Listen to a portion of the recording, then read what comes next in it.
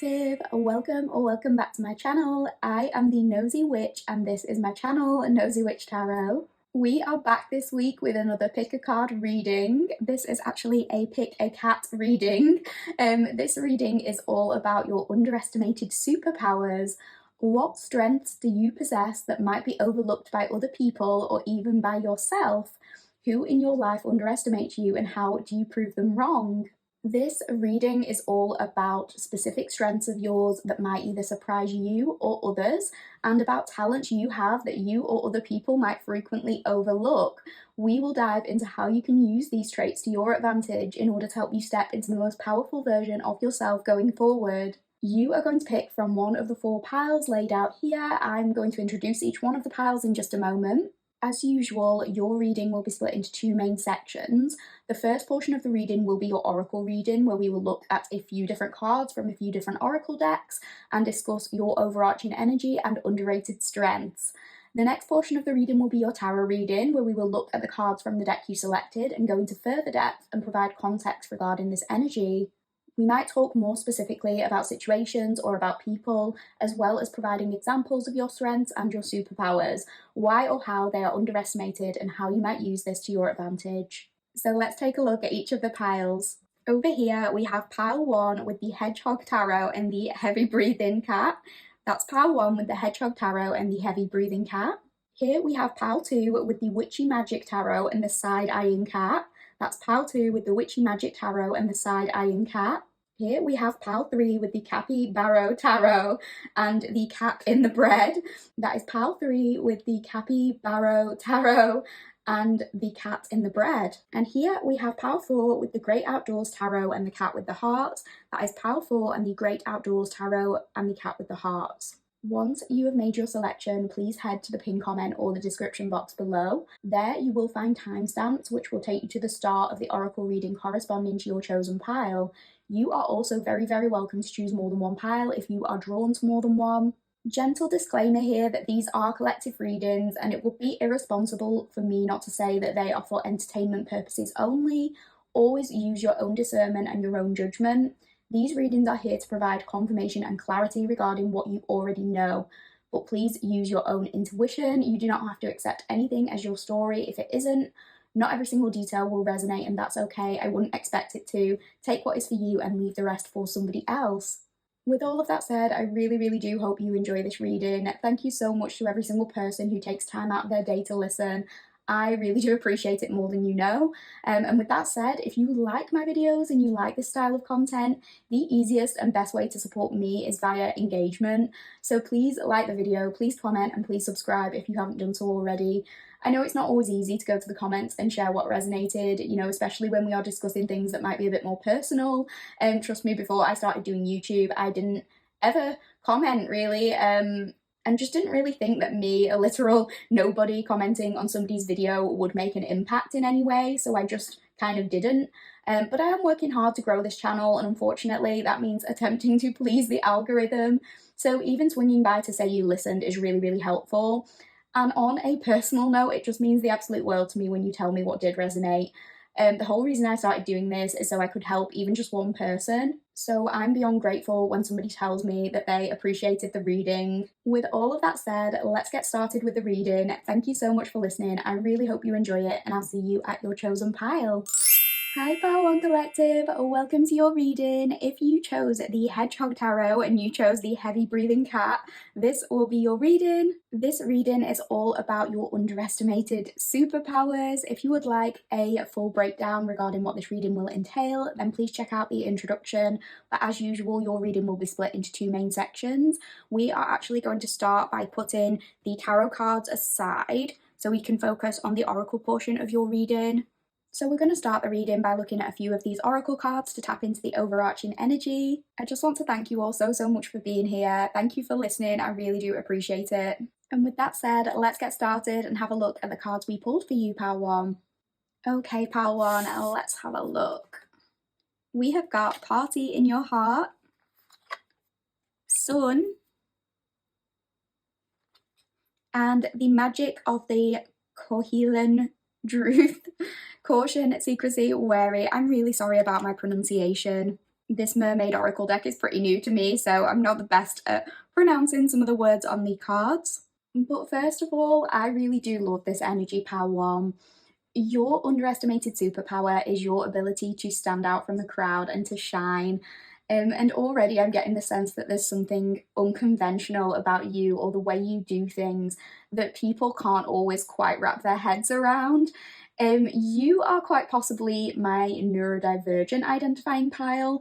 That does not have to be the case, but I'm getting something about your ideas being unexpected and underestimated. So this could refer to the way your brain processes information or the steps you take to get from A to B. And it seems like people often get you wrong because they kind of run themselves in circles trying to understand the way you operate, and maybe some people just can't. I'm getting the phrase, they can't quite see the method to your madness. I think you not adhering to this certain societal standard makes people uncomfortable, and it kind of causes them to project some of their belief system onto you. I think they convince themselves that your ideas are too out there or you're doing something wrong because it's easier to act like that's the case and live in cognitive dissonance than it is to confront their beliefs on what it is. I want to say to be human, but it could be to be happy, to be successful, any of that. And this could be absolutely anything. The specific examples don't matter, but I do want to give a few. Because I think whoever you are, Power One, or whatever you do, you've had people give you unnecessary attitude about some of your choices, which is unfair because I think you are so non-judgmental when it comes to other people and their choices. So this could be something as surface level as the way you look, the way you dress or style yourself. You could have received unsolicited criticism for this. That could be something like if you're a certain age or a certain body type, you shouldn't be wearing XYZ. People trying to make demands of you and control you based on their subjective opinion and based on the way they feel about themselves. Unfortunately, people can still be incredibly judgmental about things like tattoos and piercings.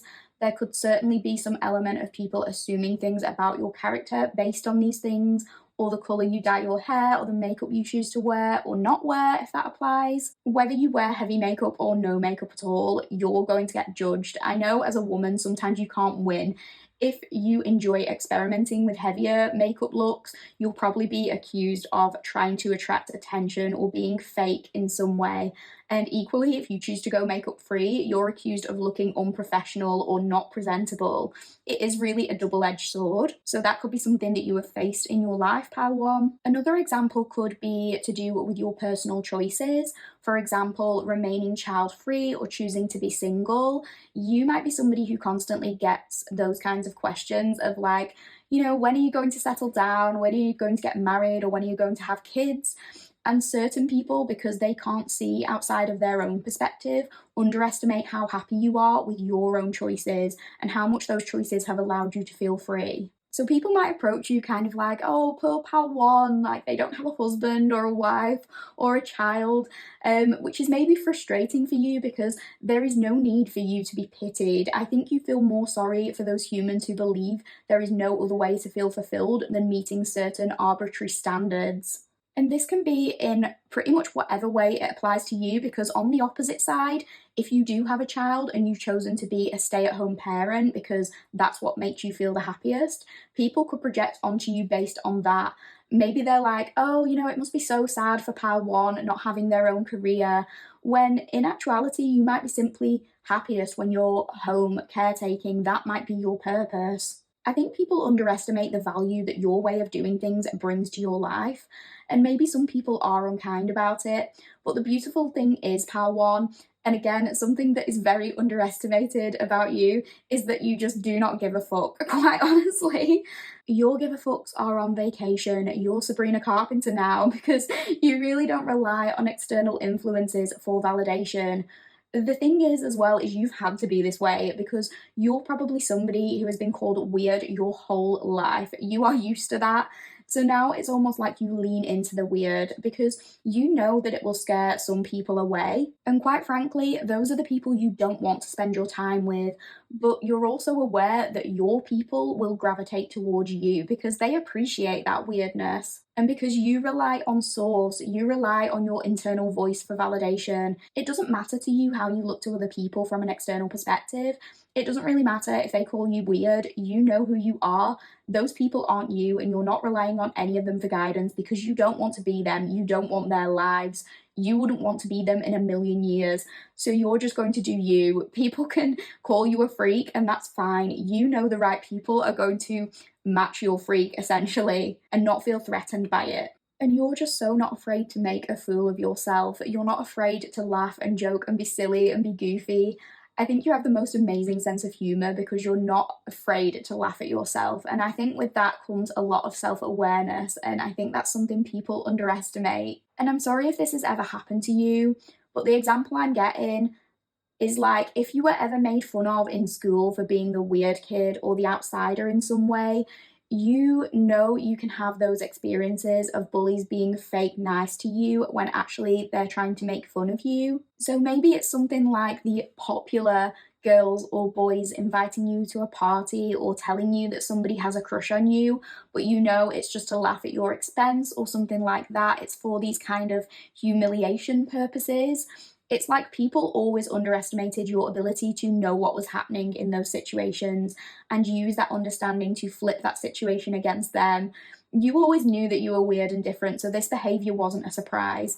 And maybe it's like you learned to lean into it instead of trying to fight it. So maybe you go to that party and you're the one to get everyone dancing and having a good time, and that infuriates this person who was trying to make a fool of you, who was trying to make fun of you, because they wanted you to feel bad for being the odd one out, but it's allowing you to shine instead. So I know that's a very high school juvenile example, but you know, unfortunately, we still encounter bullies day to day in the workplace. And I feel like because you're so self-aware, but because that is underestimated, certain people might try you, feeling like you're an easy target because you're different, but they underestimate how well you understand yourself and other people. And I feel like you can very easily fire back and stand up for yourself with your comebacks. But you do that in a very funny way. You don't really get triggered by people trying to insult you because every insult that they can throw at you has been done so many times before. It doesn't even faze you. You'll even make jokes at your expense, and the way you fire back and respond just makes that person look like a fool. It makes them feel embarrassed. And with the sun, I know this is an oracle card, not a tarot card, but it's making me think of that meaning of the sun in tarot. And I think in my last reading, we spoke about the original Rider-Waite-Smith deck with the child naked on the horse. It's like you have nothing to hide, and people underestimate this, your ability to be unashamed and wholeheartedly yourself. And the horse in that sun card is the symbol of strength. And I think people do underestimate your ability to be strong and true to who you really are. You're not going to give in to people's demands or make yourself small to fit in a box for the sake of just trying to fit in. And I think people don't always realize the lengths you will go to remain true to who you really are. I think you're somebody who has realised that you're going to stand out and shine no matter what, so there's no point bowing down to societal pressure just to appease other people. And it's interesting as well because there's very much this other side to you that people underestimate and might not even realise is there. I think because you come across as this warm, vibrant, sunny, funny person who isn't afraid to be unserious and isn't afraid to be themselves, people forget sometimes how clued on you actually are to other people's motives. Your ability to read others goes way beyond a surface level, and I think one thing that is underestimated about you is your ability to make moves in silence with this. Especially with this, caution, secrecy, wary card. It's your ability to know when to keep certain things to yourself and to not trust certain people with certain information. I think people can interpret you as just somebody who is very easy breezy or who takes things at face value because maybe if someone lies to you, for example, if somebody is telling you a story and you can just tell that they're making things up, I think this kind of amuses you. So you're just sort of nodding and you're like, oh, okay. Really? Oh, wow. Okay, is that so? And this person might think you believe every word they said because you don't immediately call them out, but really you're just kind of gathering information. You're not really giving anything away about your motivations though, what you're going to do with that information. You're just kind of sitting on it whilst also maintaining this very easygoing and nonchalant vibe. People might view you as quite innocent, so they think it's easier to play you, but you know exactly what's going on. You might play dumb because honestly, you do not care if another person thinks you are dumb. In fact, that just gives you more of an advantage to be making some of these moves behind the scenes that work to your benefit. And I actually had to Google what this mermaid card kind of meant because I didn't know what it was. But this means in Irish folklore a magical hood or cap worn by mermaids or merrows in order to survive under the waves. It is thought to be red and covered with feathers. If it is stolen, the mermaids cannot return beneath the water. So that is what I found online, and I think in relation to this reading, it's like this more easygoing and not afraid to be yourself persona that you have is almost like your armor in many ways, because that is who you are, but it's also not all you have to you. But it's easy for people to underestimate you based on that persona. You know, like Pal 1 is just this crazy, funny, goofy one, not realizing the level of awareness and intuition that comes with being that person all your life.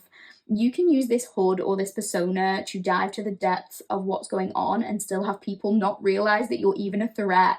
I want to say a threat, I don't know why. Maybe it's something to do with you looking young or looking innocent or something like that. It means that you have other people sussed out, and it also means you have a good sense of when to stay in a situation versus when to leave. And I think that's something people often misinterpret about you. So that is what I am getting for the oracle portion of your reading, Pal 1. I really hope you are enjoying the reading so far. We are about to move on to the tarot, so please bear with me and let's get started with that. Hi Pal 1 Collective, welcome to the tarot portion of your reading. Without hesitation, let's get started and have a look at the cards we pulled for you. Okay, Pal 1, we have got the 10 of Swords, we've got the 9 of Wands, we've got the 2 of Swords, we've got the Knight of Pentacles, we've got the 2 of Wands, we've got the Ace of Pentacles, we've got the Magician, we've got the Hermit, we've got the 9 of Cups, and we've got Justice. So firstly, with this 10 of Swords and with the 9 of Wands, I think people absolutely underestimate your strength of character and the things that you are willing to endure to maintain your dignity and your agency. And I think this goes back to something we said at the end of your oracle reading, which was regarding, you know, when to stay in a situation versus when to leave.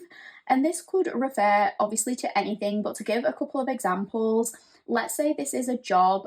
And this is going to be a very random example. It doesn't have to be this specifically. But let's just say, you know, you've been in this job for a few years. You show up every day. You do a great job. You get brilliant feedback from customers or managers. You have very positive performance reviews. Everything's good.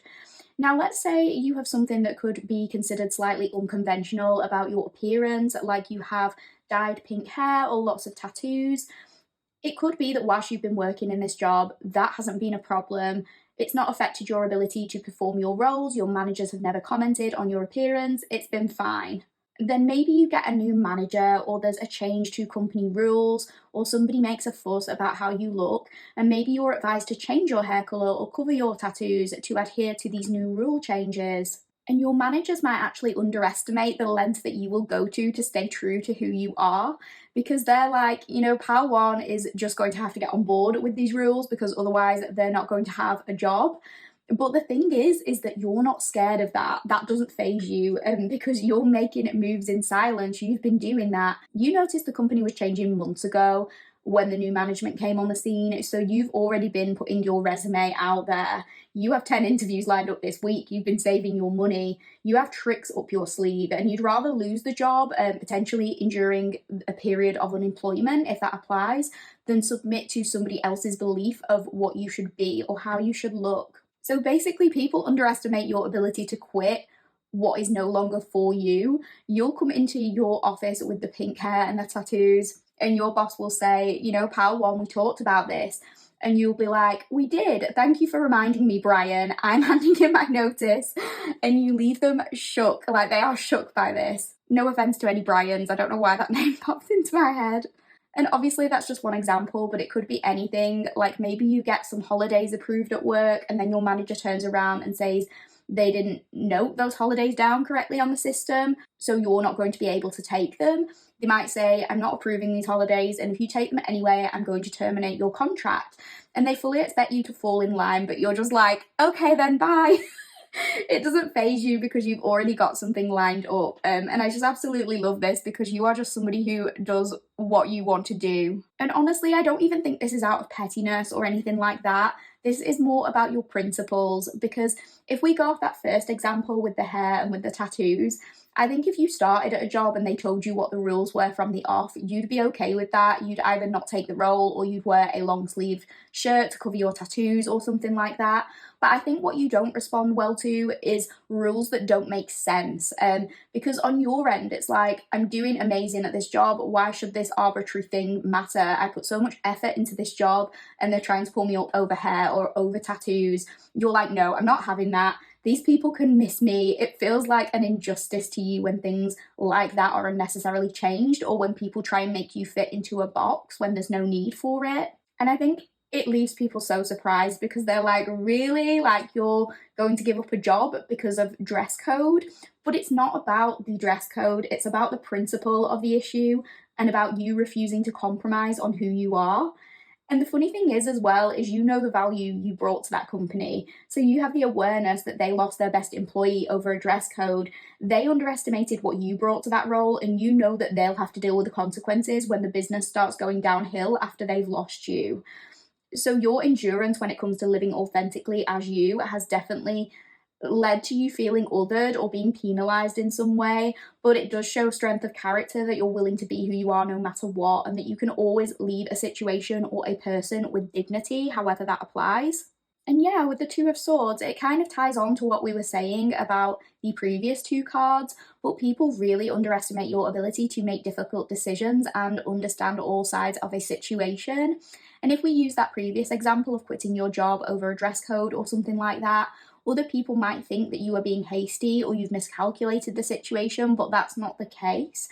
You always know what is best for you because you listen to yourself and allow your internal voice and principles to guide you on these matters. Because maybe that situation wasn't really just about having pink hair or having tattoos, it was representative of a bigger issue. Maybe you weighed things up and you realised you were never able to be fully yourself at this company, and maybe the thing with your appearance was just the catalyst that led you to come to terms with that.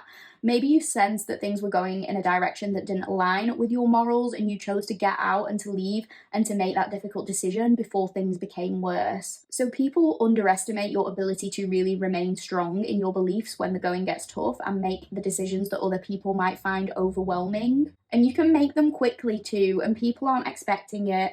That company doesn't think you're going to just up and leave, but you're prepared to do that if you're not happy with the way you're being treated. And to give another example, this could also very much apply if you are in a relationship, because we spoke about how clued on you are, how people might try to play you, but you know what's going on. So this could be if you end up in a connection with somebody manipulative, they might try to use their tricks on you, thinking they'll work, thinking you'll accept it, thinking pal one won't leave, but you do, and it shocks them. You're literally like, nope, I know what this is and I'm not dealing with it. So this is done. Bye. And it kind of takes them off guard. They're like, what? No, it wasn't supposed to go like this, because they fully expected you to stay and to put up with their behaviour and you didn't. And just talking about your superpower of endurance in particular, it could be that you have had to endure certain difficult situations to actually preserve your dignity.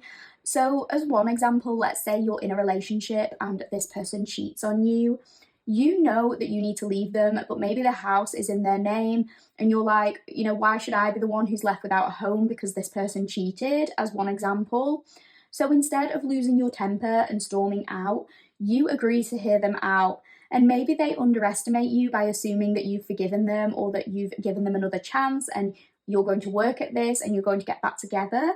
But actually behind the scenes, you're making these moves in silence. So you will endure living with them and maybe other people, making judgments about you based on that. But it's so you have a place to live while you work on saving up your money to move out.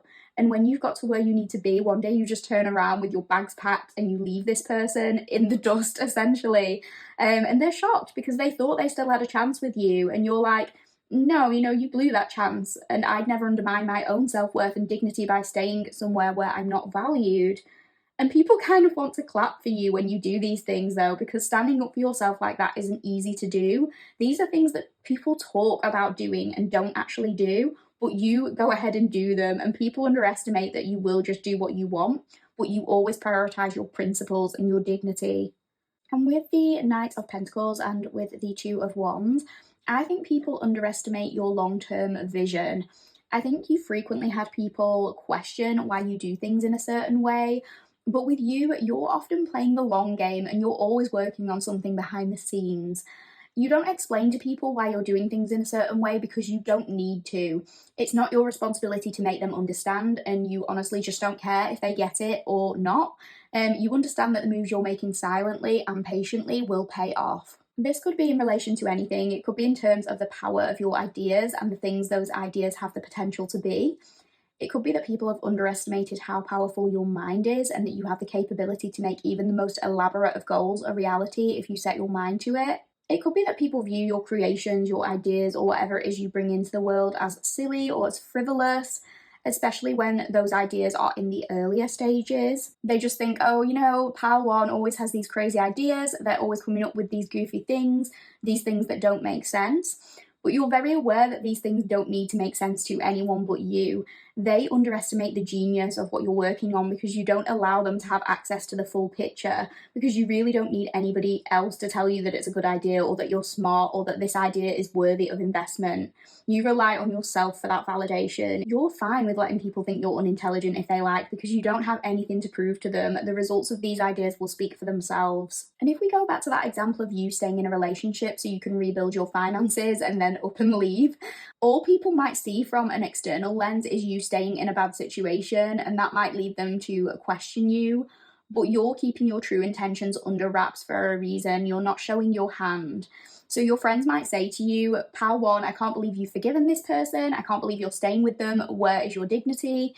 And you might allow them to think you don't have any. You might endure people questioning you like that because it really does not matter what they think. You're doing things behind the scenes that they can't know about yet, and you know that those things are what's allowing you to be independent and to preserve your dignity. It doesn't matter if they don't see it yet, because they will see it eventually, and when they do, maybe they change their tune. They're like, Pal 1, it was actually really smart of you to do that. And you're just like, I knew what I was doing from the beginning. I just didn't let you in on all of my secrets when it came to this. So you're always working on something and always planning. You just don't let people in on it all of the time. And with this Ace of Pentacles, people underestimate your ability to identify good opportunities. That's something you're very, very gifted at, because again, you're able to see the big picture. You're able to look at what things could become in the long term, and you're not afraid to invest in things if you know it's going to lead to something worthwhile, particularly some kind of financial success or material security, with this being the Pentacles. Again, people might underestimate your ability to make decisions, and they might think that you're hasty when it comes to going after the things you want or getting all the equipment required to start a business, to start building something, or just working on a passion project, whatever the case may be. But you're not afraid of planting a seed and having faith that the garden will grow.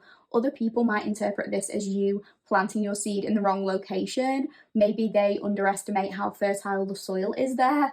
But because you think so far ahead, you have an amazing understanding and intuition when it comes to which opportunities to go after.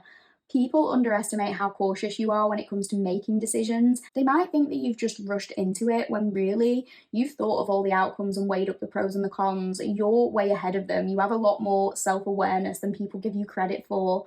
And with that comes awareness about other people and their motivations as well. So this might allow you to understand more about marketing strategies or which types of businesses are likely to grow in the not so distant future. But as one example, if people see you quit your stable job to go after some kind of passion project or artistic pursuit, they underestimate your knowledge around that field, and they just think that you're being crazy because you've given up something reliable to go after something that might not come into fruition. But you've already thought of every single possibility when it comes to this, and you know that the thing that you're doing has the most potential for success, because maybe there's a growing market for that thing. The place you were was maybe crumbling or becoming less lucrative, so maybe you jumped ship before that ship collapsed under you. People see these kinds of moves as risky, but you might have just left and moved on to something else at the right time because of your awareness. And yeah, with the magician, you see things other people don't see. You're not afraid to create new opportunities for yourself. I think we said it before, but it's like you always have a trick up your sleeve. And when people think the show is over, it's like you pull another rabbit out of your hat and it kind of leaves people shocked, but also impressed and awestruck. And right now, I'm getting the phrase plot twist, and it's making me think of, again, nobody really knowing your next move because you keep it to yourself, but what you do leaves them shocked. And it's making me think of, like thrillers, mysteries, books, and TV shows. Like when you read or watch a lot of them, they can start to become kind of formulaic and you're able to guess the direction that the plot is going in. Things that were once sort of groundbreaking twists became more easily guessable. It kind of reminds me of that period of time where literally every single thriller book was described as the next Gone Girl, and it kind of became obvious which turn the plot would take. So the feeling I get with you is that you allow people to think one thing, and then you'll do something to suddenly flip the switch around and kind of subvert their expectations entirely, to be honest. It's like when you're watching that show or you're reading that book and the plot is misleading you in one particular direction and you think you have it all sussed out, you're rolling your eyes like, oh, okay, so the boyfriend did it then, like how predictable, we've seen this 100 times before, I know what's happening here. But people think they can predict something with you and then they get it entirely wrong. That's how it is with you, people get you completely wrong. And maybe they're watching you and trying to predict your actions based on what they think they know about you, and you totally just shatter these expectations into a million pieces. You kind of show up like, here's my next trick, and it's just not what they thought at all. Exactly, with the hermit, not everything gets to be revealed at once. People might be able to interpret what your next few steps are likely to be, but they don't get to see any of your journey after that. You're good at keeping that to yourself and not letting people see the whole picture. You don't need them to light the way for you because you're able to light your own way. All you need is to see the next few steps in front of you because you know where you're going after that. It doesn't matter if anybody else does. People looking at you and assuming that you don't know where you're going are getting it very, very wrong and underestimating you. Just because they can't see the path that is lit up for you doesn't mean that you are on the wrong path. That's something you're very much aware of. And I think people underestimate how wise and knowledgeable you actually are, and that you've actually thought a lot about the route you're going to take before you dive straight into the journey. There's a method to why you do everything the way you do. And with this Nine of Cups, people underestimate how happy you are with your choices. Certain people think you need them to come in and reassure you or offer you unsolicited advice even. And I think this is probably a source of frustration for you because you kind of want to say, look, I know what I'm doing and I am very content with myself and with the life that I've made for myself. And it kind of comes back to what we were saying at the beginning about you just wanting to walk your own path and people making assumptions based on their own projections. So this could be like if you're single by choice, let's say, people being like, oh, pal one is alone, and coming in to offer you dating advice that you don't need and that you didn't ask for. Or people who have their own body image issues and they project the hatred they have regarding their own body onto you, maybe offering tips about diet or lifestyle that you didn't ask for. And all the while, you kind of want to sit these people down and just say, don't worry about me, worry about yourself. Because you're doing just fine, you're content, you're emotionally fulfilled, you have what you need.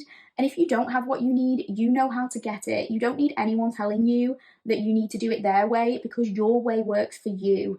If anything, you're more concerned about these people who feel threatened by you for making different choices to them. You wonder what it says about their happiness or lack of that they feel the need to insert their unwanted opinion into your business when this is very much not needed. And with this justice card coming through, I knew there was something strong about you kind of having like justice sensitivity or something like that. But I think people underestimate your commitment to being treated fairly and holding people accountable when necessary. I think, like we said, people sometimes assume you can jump into things hastily and they underestimate your ability to acknowledge all the consequences of every single action you take. But you understand how cause and effect works. And it's like, let's use the example we mentioned earlier of you quitting your job because it doesn't align with your principles. Something about the job feels undignified, it doesn't feel fair, it feels like you have to make yourself smaller in some way. So you quit and people are like, you do understand that you're unemployed now, pal one. They think that you've just done this on kind of a whim, but in reality, you have considered every possible outcome and you do understand the consequences. You take accountability for your decision. So you're like, yes, I understand that I'm unemployed, so until I get a new job, I might have to cut back on going out to eat or buying new things. But you also allow others to acknowledge the consequences of their own actions. It's like you kind of shine a light on injustice. You're never going to follow people's nonsensical rules. You abide by your own set of rules, which tends to focus on treating people fairly. But if somebody is treating you unfairly, you're not going to stick around and just accept that. And you acting with these principles in mind works to highlight the point that yes, you have to accept the consequences of your actions, but other people need to accept the consequences of theirs. And if that means people missing you when you're gone, people feeling shocked or upset by your absence, then so be it. If your employer set a rule that you didn't agree with and you therefore didn't adhere to, that's your choice and that choice comes with consequences. But it was their choice to set that rule and to punish anyone who goes against it, and that also comes with consequences, such as people choosing to leave. And if the loss of you comes with further repercussions for the stability of that business, that's not your problem because you know that everybody has to make peace with their own decisions. You very much respect that. I think people really underestimate your ability to shed light on these things. So that is what I'm getting for the tarot portion of your reading, Pile 1. I usually finish these readings by giving a little bit of advice at the end of each reading from an oracle deck. But I honestly feel like we don't really need to do that in this particular reading. However, what I am going to do for a little bit of extra confirmation for you, because I haven't mentioned signs in the reading so far, I'm going to roll just one of my astro dice to see which few signs we are getting. I think I'm going to roll it 3 times, and hopefully that will give us, it might give us some overlap. We might get the same sign more than once, but hopefully we will get 3 different signs. And if these are prominent signs or placements in your chart, then that is just a little bit of extra confirmation for you. So let's have a look at what we get, Pile 1. Pile 1. We have Pisces. We have Pisces. Pile 1.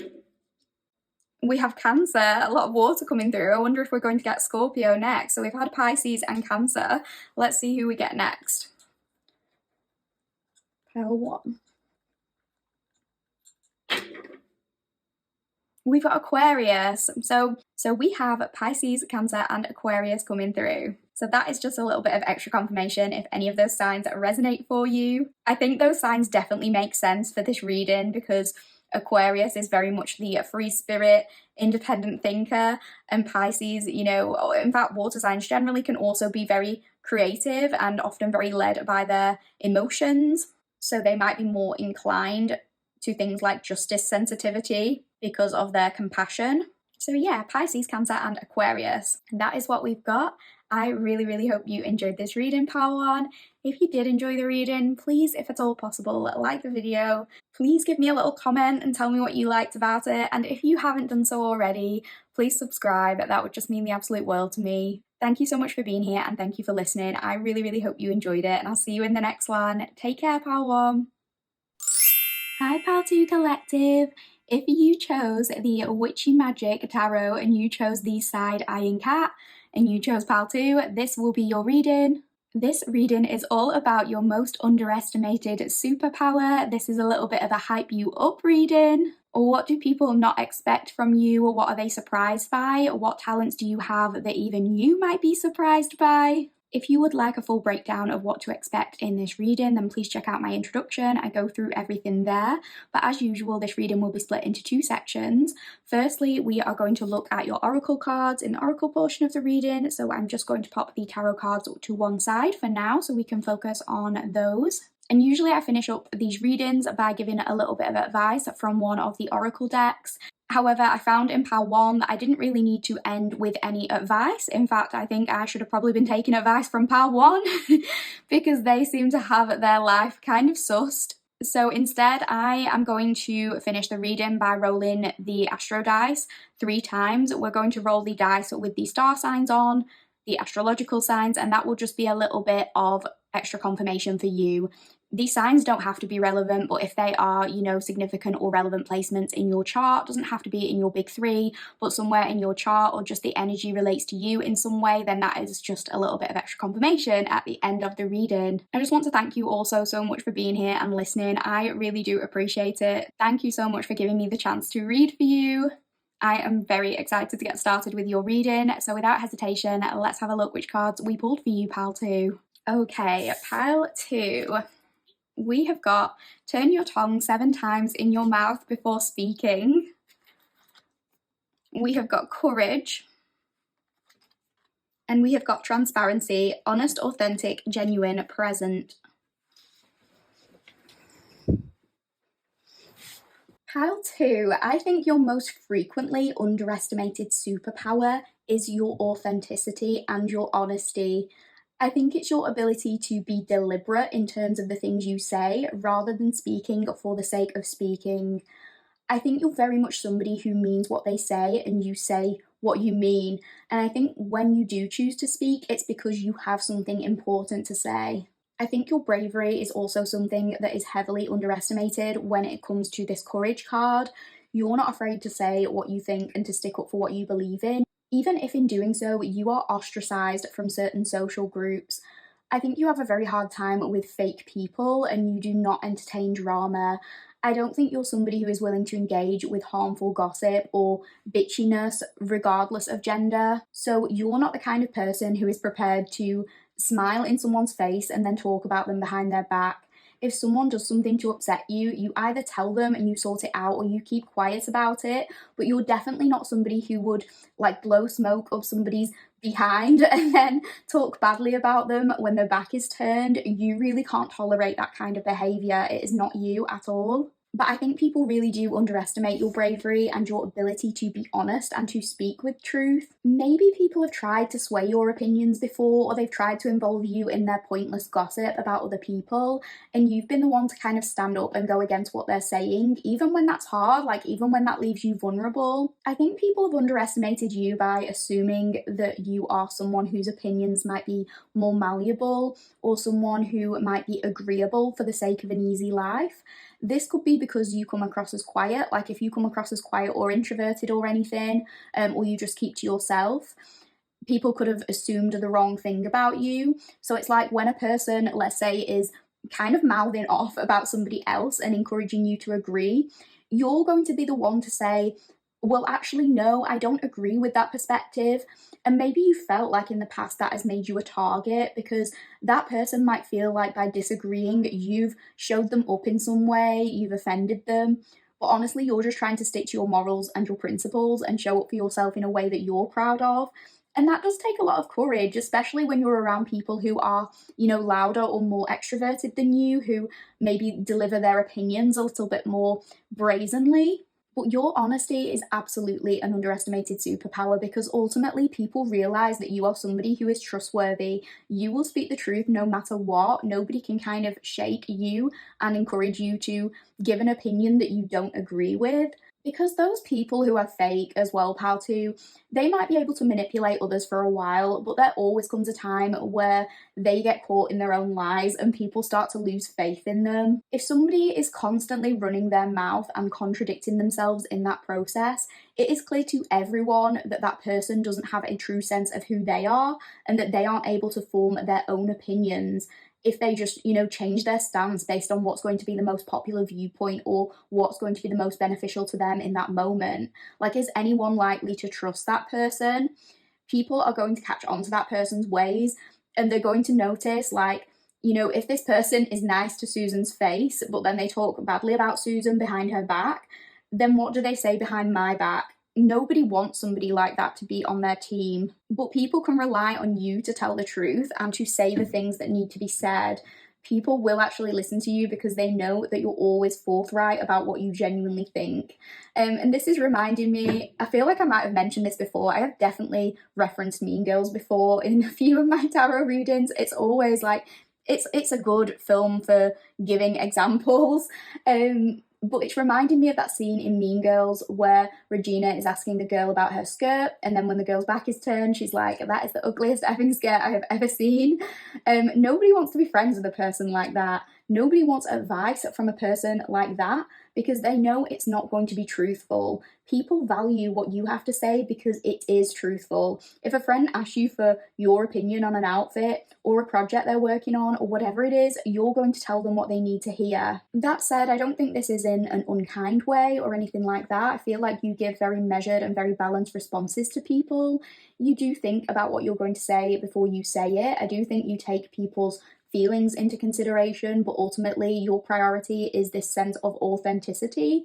So if your friend comes to you and asks, what do you think of my outfit?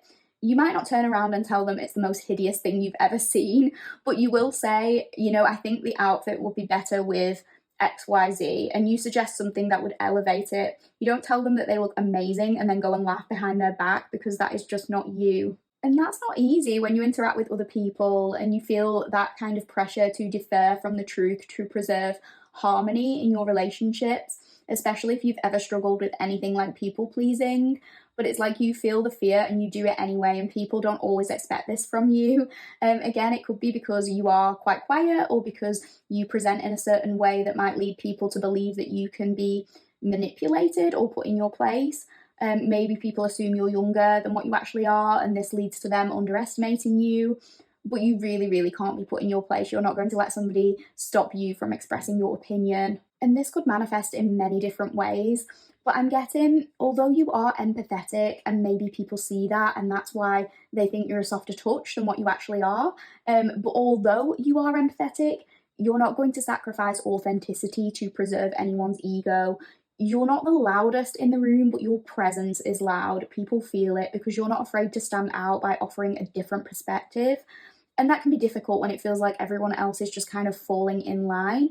You can be the one to speak your mind. So you say what needs to be said, but saying that, you don't appreciate when people talk out of turn regarding topics they know nothing about. You kind of want to sigh and roll your eyes when people start mouthing off about things they are clearly not educated on. Maybe you're the one kind of giving them this side eye. And I don't know why I'm getting this specific example, but it's reminding me a little bit of how unhinged certain true crime communities can be at times. Maybe you're into true crime, but either way, like, don't get me wrong, discussing certain theories when it comes to true crime cases can be interesting, but I think sometimes people forget that when we're talking about real people and real lives, I think when people can get too deep into playing like armchair detective, things can go a little bit too far. Like, yes, I'm sure there are many theories people have that turn out to have elements of truth in them, but I think when people go too far with it and they see, one interview of a family member of a missing person, and then they start loudly proclaiming that this family member is definitely guilty based on their interpretation of body language, rather than evidence or something like that, those are essentially just baseless accusations, and they aren't particularly helpful to anyone, certainly not the missing person. And I can just imagine that if somebody was doing that kind of thing in front of you, you'd be like, shut the fuck up. You literally do not know anything about this, so why are you commenting on it? I can imagine you essentially defending whoever needs to be defended, and it doesn't have to be that example, obviously. It could be whenever a person makes a claim about another person and that claim is unfounded. You will be the type of person to step up and be like, simmer down, nobody needs your opinion. You encourage them to think before speaking nonsense. And it's not because you like or dislike whoever they're talking about, it's because it's the honest and authentic thing to do, and because you choose to show up in that fully transparent and authentic way. In terms of that person talking BS about other people, I think you would probably say to them, look, why are you talking to me about this? You wouldn't say any of this to that person's face, so don't say it to me. You have no time for it, you don't want to engage with it at all. And people underestimate you by thinking they can try and convince you of things, and you're just like, no, I'm good with my own opinion about this, thank you. And I think with this transparency card also mentioning the word present, I think one of your superpowers is observing what is going on in any given moment and maybe taking in more information regarding your surroundings than what you actually might let on. And I think that could link back to this sense of honesty, because let's say you're in an office with your colleagues and they're having a disagreement. You might not say anything whilst a disagreement is going on. You might not even let on that you're listening, But if one of your colleagues is talking to management about the situation later on and giving their side of things, but it's not the truth, you're going to be the one to step in and say, well, actually, it didn't go down that way. But you're not on anyone's side necessarily, you're just interested in justice and in truth. And I think you always offer a very fair and objective perspective.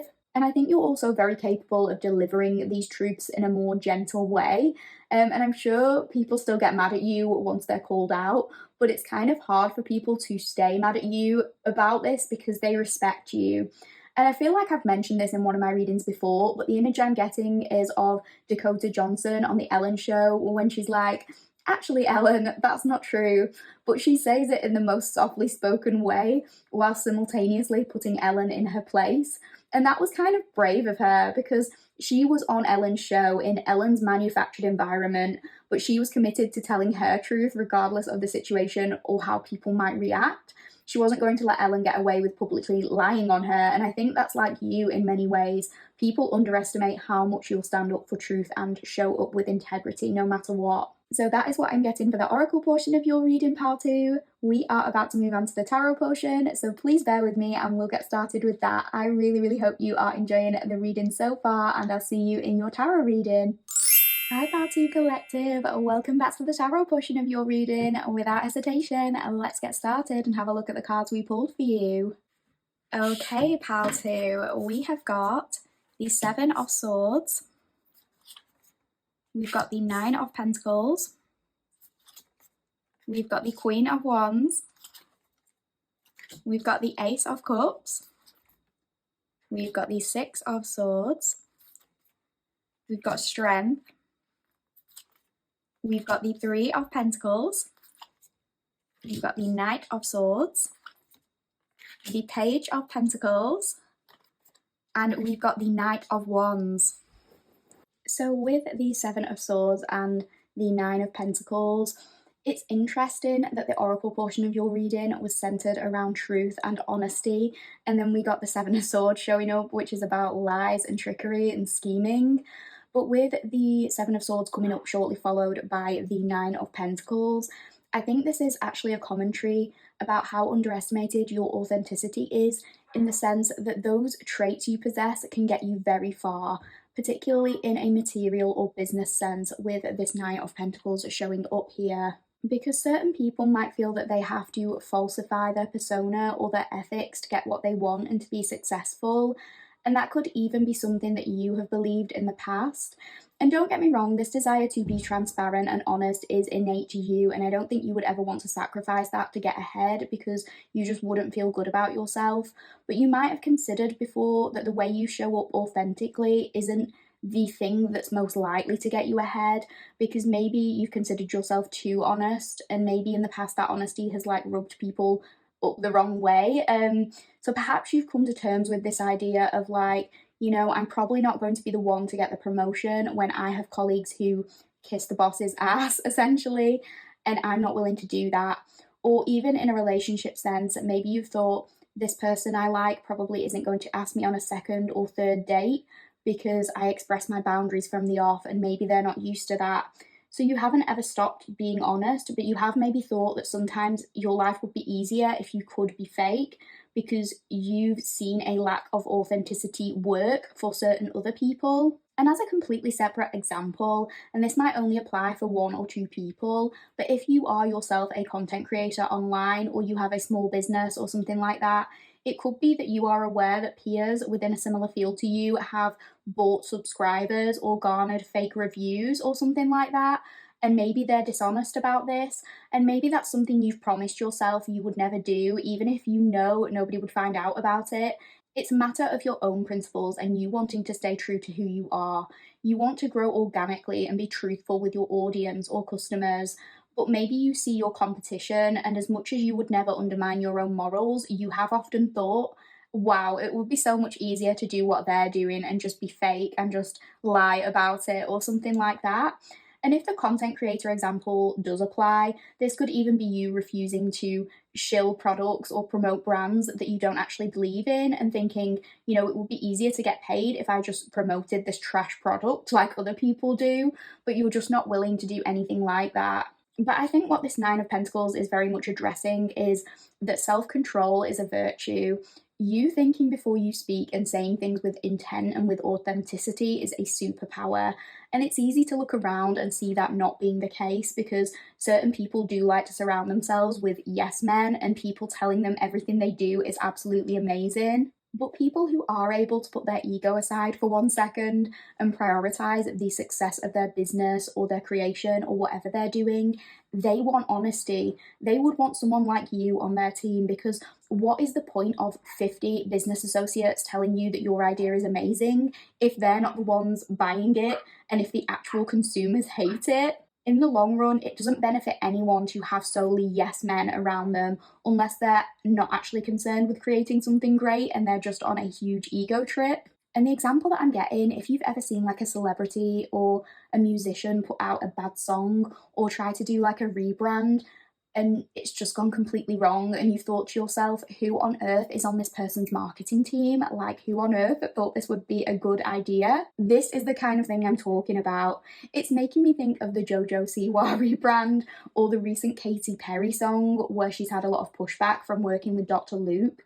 Those are the kinds of instances that make you think, who approved this and who said it was a good idea? Why did nobody on the team say, you know what, maybe this isn't the best idea? And of course, it's nice having people on your team who will hype you and will support your ideas, but there also needs to be honesty and somebody who is able to offer constructive feedback from a critical lens on how things can be improved. Because once a creation is put out into the world, ultimately consumers can be brutally honest. They're not necessarily going to have to hold back. I know that myself from being on YouTube.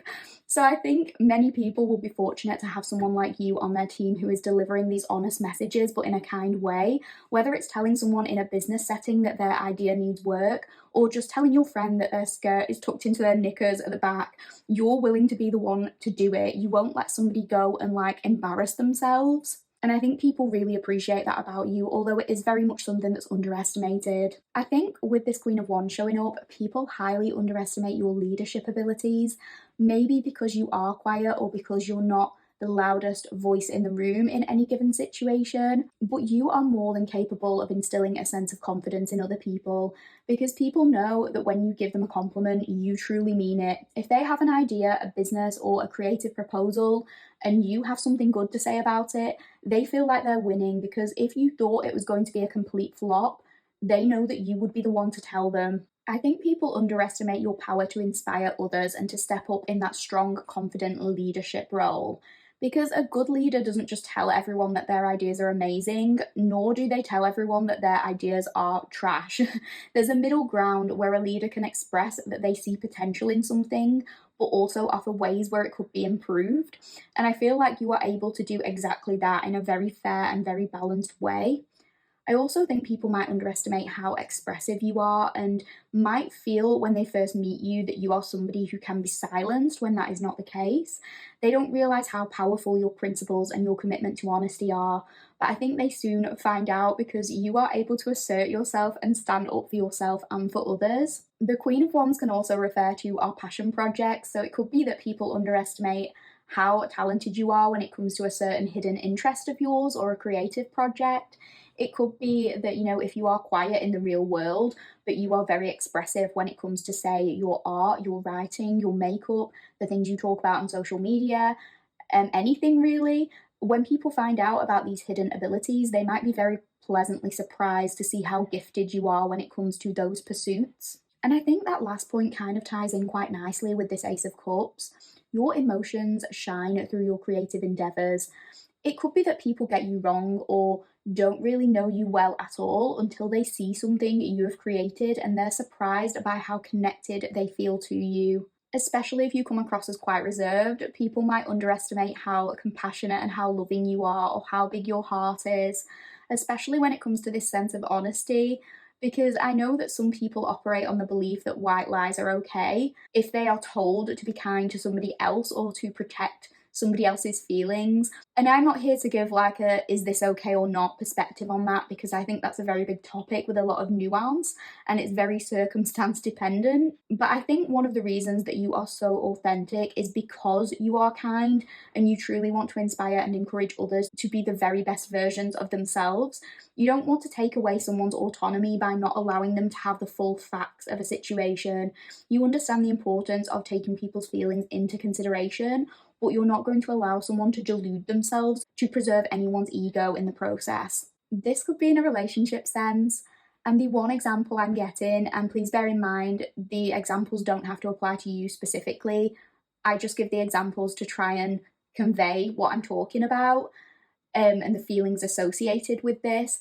But the one example I'm getting is like when two people are in a relationship, and it can be regardless of gender, but I do see this more commonly with women, is when they feel pressured to say that they had a satisfying time with a male partner when they really didn't, if you know what I mean. Because they feel like it will be more kind to preserve the man's ego than to tell the truth. If that is not something you've experienced, I'm sure you know women who have experienced this. I see it come up a lot, so I think it's a universal example that a lot of people can relate to. And if any of you have done that before yourself, this isn't blaming you or shaming you or judging you for that. I realise that there is a lot of societal conditioning at play.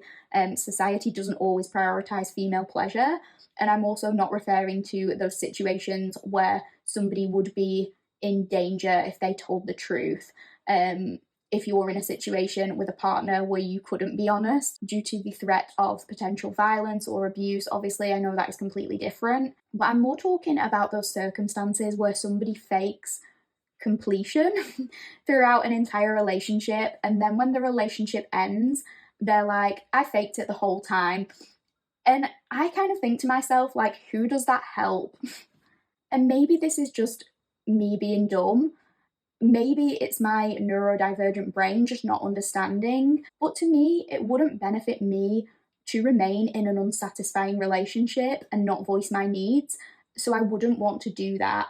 And I don't think it benefits the other person either, because there's no incentive for them to learn about another person's body or pleasure. It encourages them to remain low effort with future partners who might not be as happy to accept it. So who does it actually benefit? I mean, I understand the concept of like sometimes these things are just said in the moment to hurt the other person when that person has been hurt. I get that. But a little bit of a tangent now, like, I'm sorry, but this particular thing, it reminds me, my friend had an ex-boyfriend, God rest his soul. He's not dead, but if I were him and I admitted this, I would definitely want the ground to swallow me up. So I had a female friend whose partner expected a certain activity, but didn't like reciprocating a certain activity. Hopefully you can guess what I'm talking about. There's things that I can't say on YouTube. This kind of put her off engaging in activities as a whole with him because she wasn't getting anything out of it. He was, but she wasn't, because of this lack of aforementioned activity. And she was very open with him about this. She didn't put pressure on him to perform the particular activity, but she did explain that her lack of enthusiasm towards activities as a whole is because she was left unsatisfied due to the lack of beforehand activities that she required to enjoy herself. And this man, despite knowing all of this, had the audacity to turn around and ask her if he was the best she's ever had. And when she quite honestly said no and explained why, he was genuinely hurt and confused. He was delusional, but this wasn't a teenager. This was a man who was at an age where he would have presumably had other partners.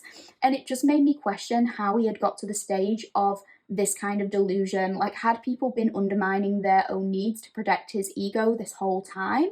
Like, what was going on? But I'm using that example to express basically that you're not prepared to do that. Feelings matter, you have empathy, you have compassion, and you can deliver these messages in a gentle way, but ultimately truth comes first, and you're not going to like coddle somebody, because it would probably be a disadvantage to them if you did, and you recognize that.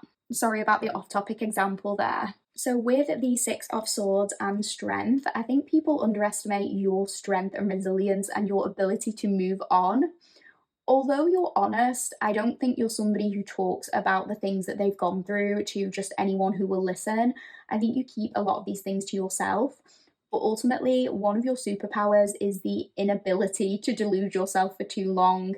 And I think that power comes with a lot of realizations regarding the situations in your life. So I think one example is like a lot of people will stay in bad relationships or jobs or whatever because they convince themselves that things will get better. But you have this capacity to be extremely truthful with yourself about the objective situation in front of you right now in the present moment. And you observe all of that and you act accordingly based on that information. There's this inability to escape your own truth. And I think that's probably felt like a burden at times because you know of plenty of people who make out like their life situation is amazing. Maybe they have a certain facade on social media of their relationship being great, and you know that's not the truth behind the scenes, and you're unwilling to live in that facade. You can't be in a bad relationship and going to work every day and smile at your colleagues and talk about how amazing your partner is and how you're getting married when you know that the relationship is actually going downhill behind the scenes. You're not able to delude yourself in that way. And if you are able to delude yourself momentarily, you're not able to do it for too long because it just feels bad to you. You know in your body and soul when you're not being truthful to yourself and you're not living authentically. And it doesn't have to be the relationship example. This can be about any of your belief systems, but it's like your body has this power of notifying you when things don't feel in alignment.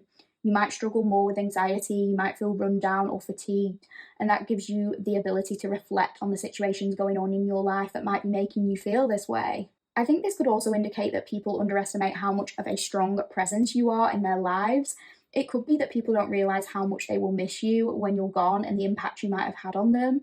This could be about somebody very specific right now. Maybe somebody misses you a lot more than they thought they would. That might apply to just a couple of people. And this Three of Pentacles might suggest that you underestimate how much people actually listen to you and to some degree how much they take your word as gospel. Because again, they know that they can rely on you to deliver an honest message. They know you're not bullshitting them, essentially. So people listen carefully to what you have to say. And I think you'd be surprised by how your words have impacted people. I think if you advise your friends or people in your life on anything, they really take what you've said to heart and use your advice to implement certain changes in their lives. Equally, if this is at your work, even if you're not in like a high up position or anything like that, your colleagues and maybe even your supervisors are like, we really need to listen to what Pal 2 has to say here. This could be important. And I think they also encourage others to listen to you or to do things in your way. They kind of use you as an example. We did say it earlier, but I think your leadership abilities are highly underestimated. Again, you don't have to be the loudest, most extroverted person in the room to be a successful leader, but you do need to be able to approach your teammates with honesty. You do need to be able to approach criticism in a give and take way. And I think these are all things that you are very much capable of and things that people appreciate, but that you might underestimate within yourself. With these three cards, the Knight of Swords, the Page of Pentacles, and the Knight of Wands, these are beautiful cards to get, by the way. And we'll talk about them together because I think they are complementary energies. It's almost like you have a balance of everything, Pal 2. But I think one thing people underestimate with this Knight of Swords, firstly, is your ability to not let any obstacles stand in your way. You're going to say what needs to be said, regardless of the consequences. It's your ability to remain unbothered and unmoved by people's protests regarding your opinions. You really don't care if you lose friends by being open and authentic. You realize that they weren't your friends to begin with if they weren't willing to take on honest feedback, if they weren't willing to hear you out in terms of expressing your needs. If this is a work thing, let's say, just as one example, let's say somebody at your work makes a huge mistake that really affects the company, and the manager is trying to find out who made that mistake. But maybe the person who made the mistake is like the Nepo baby of the company, like the CEO's son or something like that. A lot of people at that company are going to pretend they don't know anything. They're not going to say anything due to the fear of repercussions. And that's understandable, but you're not going to be the one to sit there and view that as an obstacle. You always remain fair and objective and you hold people accountable regardless of if you get a negative response or not. So that doesn't faze you. And people underestimate that about you. Maybe they think you'll back down or you won't say anything, but you're prepared to prove them wrong. Like if somebody else gets blamed for this mistake and it wasn't their fault, you're like, well, actually, no, it was the Nepo baby who did it. Like, you're not afraid to say that. You don't want to see somebody else get punished for somebody else's mistake. And with the Page of Pentacles, you're willing to learn and observe and to plan carefully, to focus on what needs to be focused on to get to your goal. And if that means, educating yourself further, taking a class, learning a new skill, you're willing to do it because as much as you are honest with other people, you are also open to receiving criticism yourself and being quite objective when it comes to your own skills and your own pursuits. The page would maybe also indicate that you're currently underestimating your own talents. Maybe you are more fair and balanced with other people than you are with yourself, and you expect people to criticize your work more harshly than what you actually deserve. I think maybe you don't give yourself enough credit for whatever gifts and talents you possess when it comes to your passions. If that applies even just to one person listening, this could be a sign to tentatively showcase your work or to ask for honest feedback, because the outcome might be better than you expected and it might allow you to see a path forward of creating or learning more and even bringing in more abundance in relation to whatever this thing is, if that applies. But with this Knight of Wands, similarly to what we said about the swords, it's like you're not afraid to say something even if you feel like it could get you into trouble. You're passionate enough in your conviction that you're going to allow the truth to be heard regardless of the outcome. And I think you underestimate how attractive this actually makes you to other people, because maybe not everyone has appreciated your honesty. Maybe you have lost friends or relationships or jobs due to this, and that has got you believing that in order to be appreciated, you have to put on a mask or a fake persona, you have to lie to try and be charismatic. But that's not necessarily the case all of the time. I think many people are attracted by the confidence you showcase by being who you truly are or for speaking up for yourself and for others. I think people love how passionate you are when it comes to your convictions, and the right people will admire this because they also want people in their life who aren't afraid to be honest with them. You underestimate how much this makes people like you and actually want to gravitate towards you. So that is what I'm getting for the tarot portion of your reading, pal 2. We are just going to finish this reading up by rolling the astro dice as mentioned at the beginning of your reading. So let's have a look at the signs we get for you. I'm going to roll it 3 times. Pile 2. We've got Leo. We've got Scorpio. And we've got Leo again. I'll roll it once more just so we can get another sign for you. Pile 2. We've got Aries. Okay, so we've got fire and water. We've got Leo twice, Scorpio, and we have Aries. And that makes a lot of sense because, both Leo and Aries, fire signs in general, are thought of as being sort of confident and go-getting, and especially with strength coming through, that is often associated with Leo. But definitely with the Scorpio, like doing things from a place of truth and morality, that also makes a lot of sense in terms of topics typically associated with the 8th house. But it definitely makes sense for us to be getting a lot of fire energy coming through, particularly, with the Queen of Wands, Knight of Wands, and this strength. I definitely do get a very fiery energy. So you could have Scorpio or Leo or Aries in your chart, or a combination. That doesn't have to apply, but it's just a little bit of extra confirmation. So I am going to end your reading there, pal 2. I really, really hope you enjoyed this reading. If you did enjoy it, please give me a like, please comment on the video if you get a chance, and please, if you haven't done already, consider subscribing. That would mean the absolute world to me and I would appreciate it so, so much. Thank you very much for listening. I really, really hope you enjoyed it, and I'll see you in the next one, pal 2. Take care. Hi, pal 3 Collective. Welcome to your reading. If you chose pal 3 and you chose the Kappa Barrow Tarot and you chose the cat in the bread, this will be your reading. This reading is a little bit of a hype you up style reading. This is all about your most underestimated superpower. What are your strengths, gifts and talents that you yourself or other people underestimate? What is surprising about you? What do people not expect when it comes to you? If you would like a full breakdown of everything this reading will entail, then please check out my introduction. I go through everything there. However, we are about to get started momentarily. As usual, this reading will be split up into 2 main sections, and we will start off by looking at your oracle cards. So I'm actually just going to pop the tarot cards aside for now so that we can focus on the oracle portion of the reading. So the oracle portion is there to represent the overarching energy. You can use this portion as a little bit of an energy check. Then we will move on to the tarot, and I am going to finish up your reading not by giving advice from another oracle deck, because I feel like in this particular reading we aren't needing advice, but I am going to roll the astro dice. I'm going to roll it 3 times so we can see which signs might be significant, and that can be just a little bit of extra confirmation for you.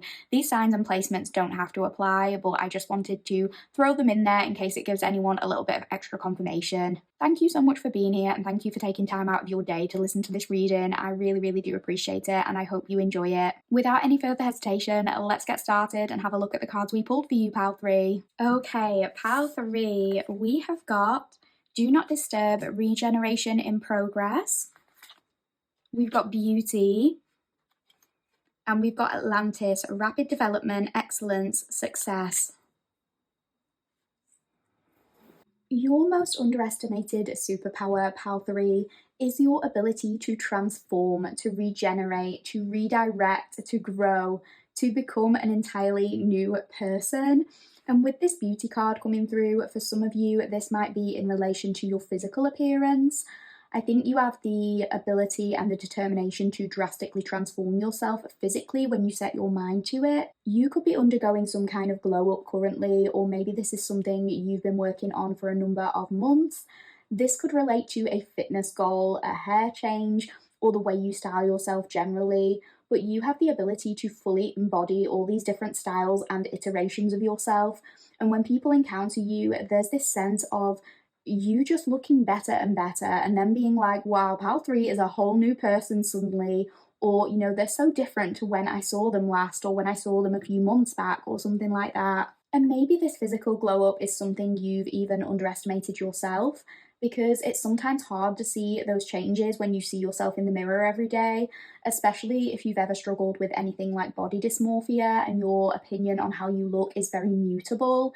It changes from one moment to the next, or you're not really sure what you look like. How much you have blossomed might not be identifiable by you until other people start pointing it out, but this is something that other people definitely notice. And it takes them off guard, because I think you just tend to appear as this new version and people want to know how you did it because it seems like a big change. It can seem drastic, but I think you really have periods of isolating and going inwards to work on yourself and then re-emerging with this new fresh version of you. It's like maybe people who met you a few months back or something like that underestimated you because you weren't the version of you that you are now. So they have this impression of you in their head that is just no longer a truthful reflection of you. So then when you encounter them again, and maybe they say, there's something so different about you, Pal 3. And for many of you, I think this refers to your internal world and the growth that you've made as a person. It could very well refer to both the physical and something that's more internal. Because if you're feeling more content with yourself physically, obviously that confidence will radiate outwardly too. So if people see you as being in a more confident energy in terms of how you carry yourself or how you interact with the world, I think they'd be very shocked by that shift. But I also very much think that this beauty is representative of what's on the inside. Maybe you've shifted your belief systems, or you've awakened to your purpose, or you've thrown yourself into a new career, or you've left a bad relationship. You've turned your life around in some huge way, and this incredible gift of transformation is very much an underrated and underestimated superpower. And you could underestimate this about yourself, Pal 3, particularly if you once did things in the past that the new version of you isn't necessarily proud of. Like if you feel as though you've ever made mistakes and you kind of cringe at those mistakes or regret them because of the beliefs that you hold now, because you feel like this version of you wouldn't approve of certain things, you need to understand how crucial it is for society to have people like you in the world who aren't willing to live in cognitive dissonance and are willing to change their perspective or transform in some way. Don't ever feel bad about yourself for feeling like you got something wrong in the past, especially if you have people in your life who question your current beliefs because they want you to stay stuck in the past or feel bad about yourself. If anybody in your life kind of looks down on you or tries to contradict you, telling you, well, you know, you didn't used to do XYZ, you should not have to feel ashamed for that. There are people in the world who do themselves and others a massive disservice when they fail to acknowledge that people can change and that they have the ability to grow and move on from things that no longer serve them. There are people who adopt certain ideals and ways of being from their caregivers, and they're not willing to ever question if those things are actually in their or anybody else's best interests. There are people who refuse to change harmful patterns of behaviour because they're unwilling to take an honest look at themselves and do the work necessary to at least try and break out of some of those patterns. There are people who have some self-awareness that what they do or believe in is wrong, but their ethics just aren't strong enough to lead with conviction and to alter something. But you're not one of those people. You are very willing to reflect and take accountability and do the work. Don't be mad at yourself because you haven't always been that way. Be proud of yourself because you're stepping up and changing something now. And don't make anybody try to make you feel lesser than because maybe it's taken you some time to get there. And don't feel bad for having to take a step back and remove yourself from a particular environment when you need to charge your batteries. I'm seeing that with this regeneration in progress card, that sometimes you need to isolate yourself so you have chance to reflect and process things in order to make these necessary changes. Sometimes you need to go without socializing for a while and kind of like go into hermit mode, and that's okay. You need to do whatever you need to do to make that progress happen. But people might underestimate your power to regenerate because maybe they don't truly believe in their ability to change for the better. And that might make them lack self-belief in the changes that you've made because they're projecting. Some people might be waiting on your downfall because they're unwilling to do things differently, but they're going to be waiting a very long time because I do think you are somebody who is continually growing and evolving, and this journey never really ends. Oh, and with this Atlantis card, some of you might have gone through a phase when you were younger of being a bit obsessed with either the concept of Atlantis or the Bermuda Triangle or something like that. I know I did, like when I was a kid, before we even had a computer or access to the internet. I remember reading books about the Bermuda Triangle and being absolutely fascinated. I was like, what is going on with the Bermuda Triangle? Like, why is nobody figuring this out? And it's interesting as well, when I Googled Atlantis, I found this question that was like, will Atlantis ever be found? And I was expecting some more elaborate answer to this, but the answer that came up was simply no. And I found it so funny because I feel like in the past, you've maybe felt lost and you've interpreted this ability to transform as you not having like a solid grasp of who you are. Maybe you've tried out lots of different hobbies or lifestyles or explored different belief systems or careers, and you view yourself as a little bit fickle for not adhering to one particular path or just like not staying the same forever. But this ability to transform is your biggest superpower because our sense of self-worth and our identity shouldn't be tied to just staying the same throughout the entirety of our lives. We are allowed to explore all of what it means to be human and to gain different perspectives and experiences. And all of those things should allow us to change. There doesn't have to be like one set in stone version of you. You can recognize that you are an ever evolving person, and that one of the blessings of gaining new perspectives and wisdom and knowledge is the ability to use that to create change and to do things differently. You are not lost, it's just that nobody is able to get a firm handle on you because you're always becoming a new version of you. Nobody can fit you in a box or say, this person is categorically this way, because you're always flipping the script on them. I think people might have been confused by you in the past because they've tried to assign this certain label to you and you've gone and disproved that label. I think people also underestimate your ability to pick up new skills and excel at pretty much whatever you set your mind to.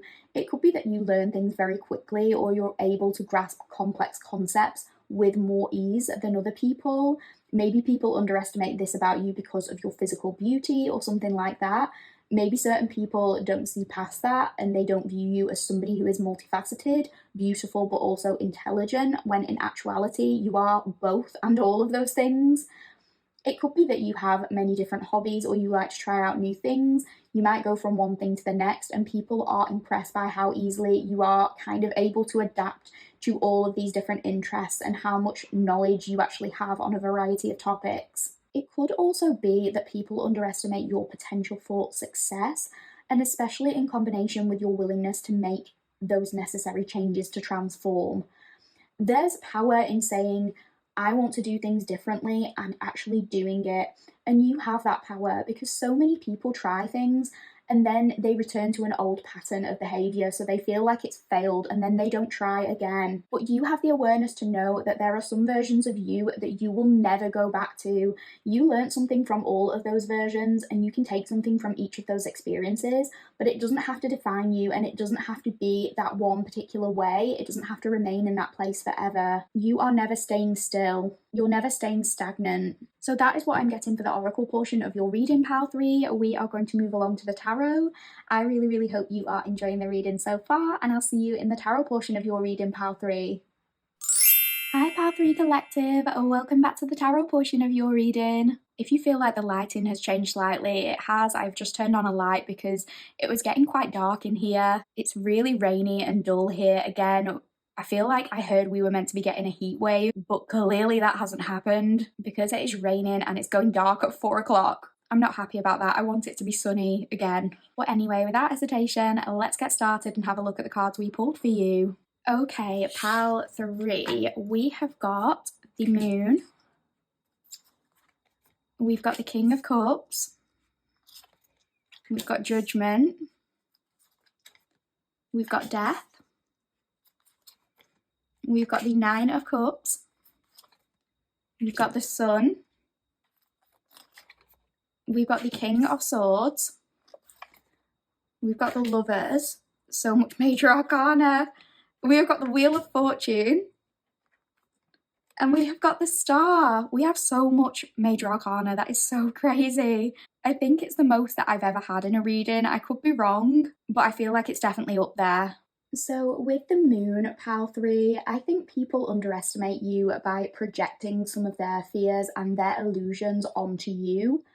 You could have dealt with people in the past who shut down your ideas or didn't believe in your ability to transform.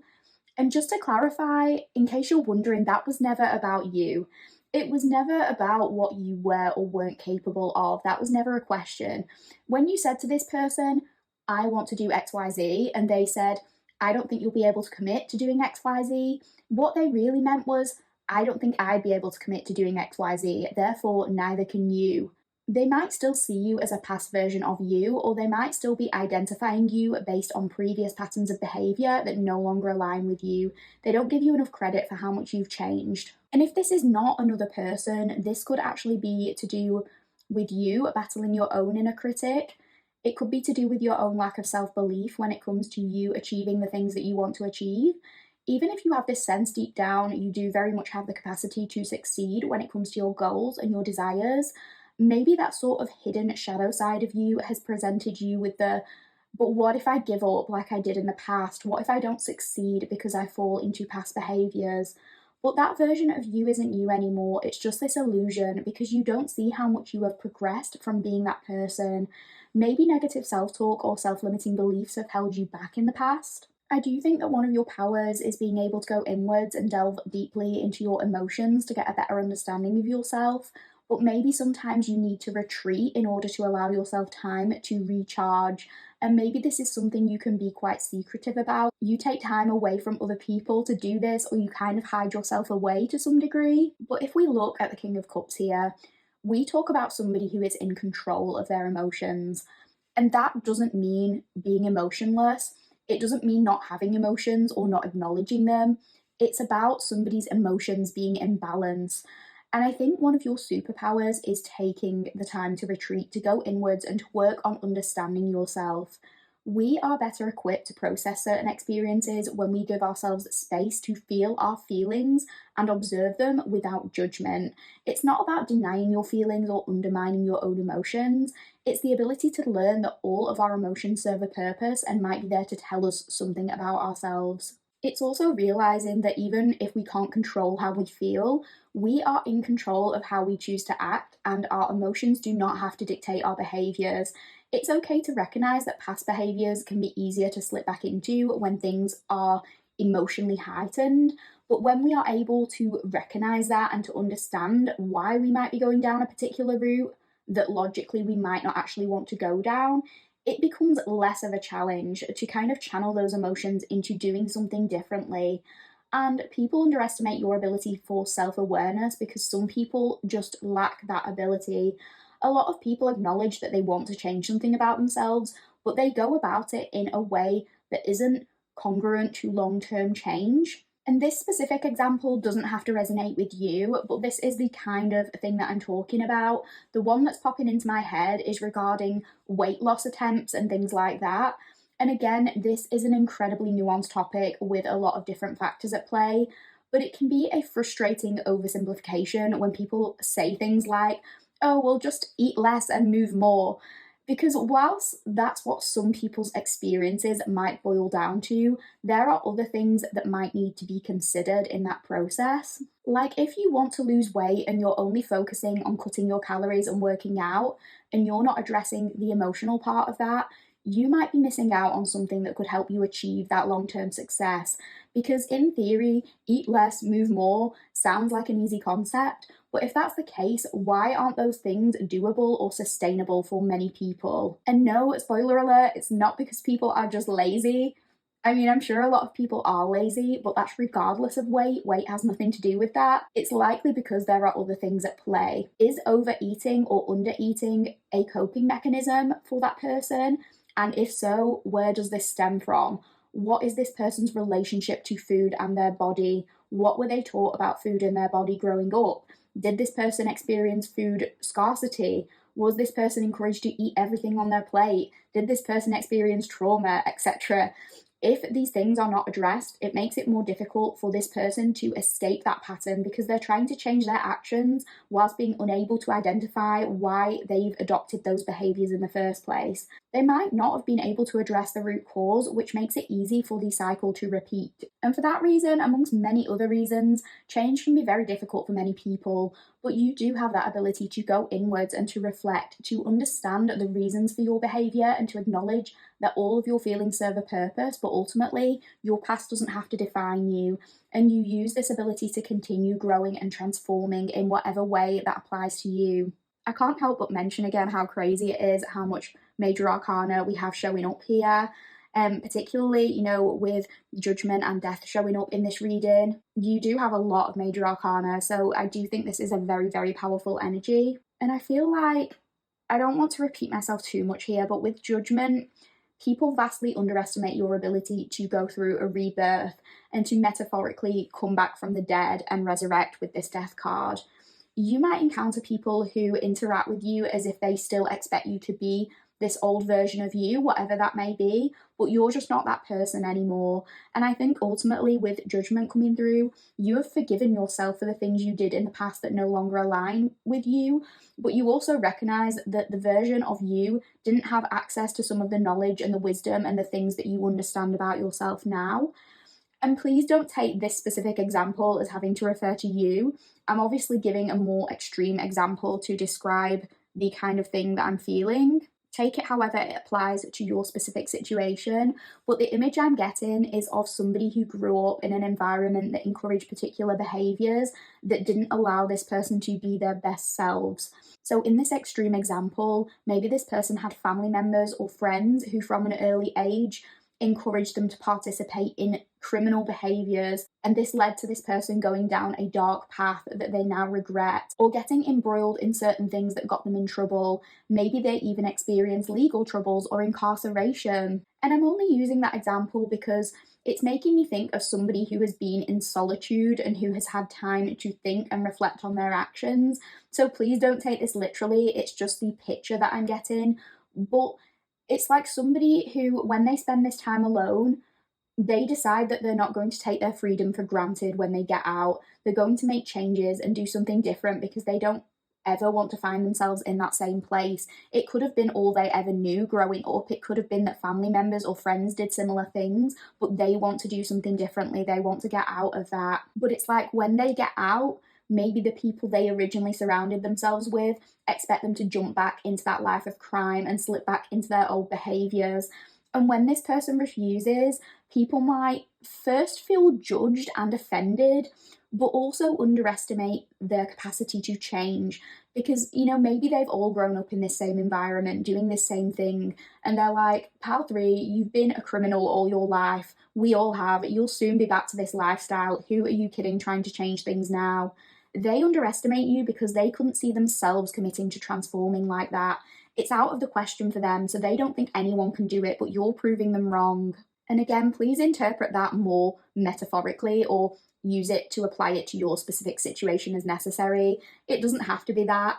It could be that you heal your relationship with yourself, and by building that sense of self-worth, you're unwilling to settle for less in terms of past relationships in a way that you might have done previously. So even something as simple, I guess, as like an ex who's treated you unfairly approaching you, expecting you to give them another chance because that's what you did in the past, but you're showing them that you won't do that anymore, and they're shocked by it. They underestimated the fact that you could cut them off and essentially leave that old version of you who settled for less dead and buried. And with the Nine of Cups and with the Sun, I think people underestimate how successful you can become, particularly if you were born into circumstances that you didn't think would allow for that. Maybe people who have been in a similar situation to you haven't been able to transform in some of the ways that you have, and they've gotten too comfortable in one particular role. So they're surprised when they find out how well you're doing, especially if this is a person from your past. I'm getting for some of you, maybe even a teacher who told you that you wouldn't amount to anything. That doesn't have to be the case. It could be an old friend or an ex or a family member who you are no longer really in contact with. I think if they were to bump into you, they would be shocked to see the life you've created for yourself or how good you look or something like that. I'm getting the image of you being able to treat yourself to some fancy food at a fancy restaurant, and maybe this person questioning, what is pal 3 doing in a fancy restaurant? I didn't think they'd be able to afford that, because they totally underestimated your capabilities or how successful you can be when you put your mind to something. Or even like, if this is somebody on Instagram from a similar background to you, maybe from your hometown, I'm getting a particular phrase, and it's like somebody is looking at what you're doing. Maybe if you post a picture of your vacation or your wedding or your weight loss or just anything good that's happening in your life, this person is surprised. They're thinking, I didn't think this could happen for people like us. They're lumping them with you and not realizing that these things might have materialized because you actively chose to make those changes and maybe they didn't. You know, these things didn't just fall into your lap. You had to work for them. Maybe it's been harder for you to get those things than for other people, but essentially other people underestimated you because they didn't want to believe it was possible, because it hasn't yet been possible for them, even though it could be if they were willing to do some of the work that you've been willing to do. I'm getting this sense of you being content with where you're at, but you're not getting too comfortable. You're not going to be trapped by where you're currently at because you realize that it's important to always be growing and evolving. It's like you can see the progress you've made, but you recognize the work doesn't necessarily stop now.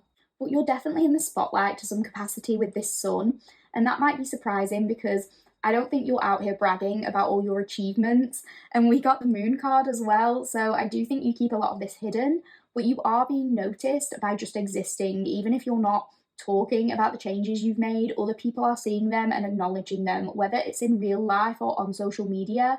People are viewing you and saying like, wow, Pal 3 is really different. And I find it so interesting that we pulled the King of Swords and the King of Cups, because both of these cards can kind of represent balance, but the cups represents water and emotions and the swords represents air and intellect. So this swords is about your intellect and your intuition working together, and people might underestimate the power it gives you when those things work in harmony. It's kind of similar to what we said before with the cups. You can't undermine your emotions and expect to create long-lasting change, and you know this. You have the awareness and the mental clarity to process whatever is going on in your life, using the power of your mind, but also staying in tune with your emotions. But so many people just try to bypass one thing or the other, and they don't give themselves the opportunity for those things to work together. For some people, that might mean giving in to whatever their emotions are telling them to do in that moment because they're unable to process things rationally. For other people, this might mean denying their emotions, trying to shut their emotions down, and only focusing on the rationalizing. And for a period of time, maybe this works. Maybe some people find it easier to detach from their feelings or to ignore them. And that can be easier to do when you're in a good place in your personal life, so things aren't affecting you in a deeply emotional way. But if a person doesn't at least acknowledge their feelings, are these new ways of being going to hold up when this person is going through a hard time personally, when they're stressed or upset or they're put under pressure? Probably not, because they haven't learned to cope and they haven't come to understand the power that comes from processing their emotions. But it's like you have this ability to do both, so you're ready to tackle any obstacle that comes your way because it's not going to throw you off your game. But people underestimate this about you because maybe they're not capable of the same. And this lovers kind of solidifies this thing about you being in an energy where you feel so much more in alignment with yourself and your values, and you're not really allowing anything to get in the way of that. I also actually think you underestimate your ability to inspire change in other people and encourage others to transform and change in a way that works for them. Because I think you'd be shocked by how many people see you doing what you're doing and they realize that if they try, they too can make these changes and they don't have to stay stuck in a situation that isn't serving them. You kind of act as a catalyst to other people's awakenings, and it's really very powerful. I don't think you know the kind of power you have when it comes to that. For some of you, people could have even told you in the past that you changed their perspective on something, your opinion or belief on something allowed them to educate themselves on that thing and it allowed them to evolve. They could have told you that they now do something differently based on something that you told them, but maybe you've underestimated how much of an impact you've actually had. I think you do teach people that it's okay to change and that we don't always have to stay the same. With this card, it's making me think of you embracing this person or even like a past version of you and comforting them, being like, it's okay, I know we did things in the past, but it doesn't always have to be that way. So with the Wheel of Fortune and with the Star, let me just again reiterate that I can't believe all this major arcana. But with the Star card, again, you are a catalyst for change and growth. You're capable of showing people a different path. You show people the power in change and transformation. You might encourage people to let go of some of their own preconceived limiting beliefs. Maybe they see, if pile 3 can do it, then maybe it's not so far-fetched for me. I think you really inspire faith and optimism in people in that way. And every time you step into this new version of you, it's like you have more faith in yourself and in the universe. And there's this sense of you being more in alignment with a purpose each time this new iteration of you is metaphorically birthed into existence. I think often you or other people have underestimated your ability to stand out and do things differently and go a different route, but you've never let those obstacles stop you from reaching the goals you want to reach regardless. And I think this is unexpected with the Wheel of Fortune. People don't expect to turn around and see that you have suddenly used all your power and energy to transform into this new version of you. You've taken time to recharge and go a different route, to change your fate in some way. And when people see the fortune that you've been blessed with, or that you're going to be blessed with, it's going to take them by surprise. They're not going to believe your luck because they underestimated you. They thought that this would never happen for you, and it has. Your fate has changed and a new path has been generated for you based on your continuous efforts to regenerate. So that is what I'm getting for the tarot portion of your reading, pile 3. We are just going to finish this up by rolling the astro dice to see what signs we get. So please take the signs as just a little bit of extra confirmation if any of them apply to you. We have a Libra. We have Virgo. And we have Taurus. So we have Libra, Taurus and Virgo. A little bit of earth energy coming through, a lot of Venusian energy coming through.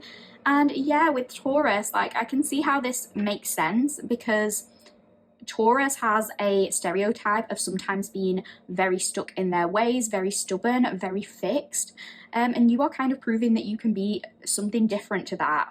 And you're doing so in a way that can create balance with that Libra coming through, and you're also perfecting whatever it is you're doing with the Virgo appearing as well. So those signs could be prominent in your chart, although they certainly don't have to be. Just take it as a little bit of extra confirmation if that is the case.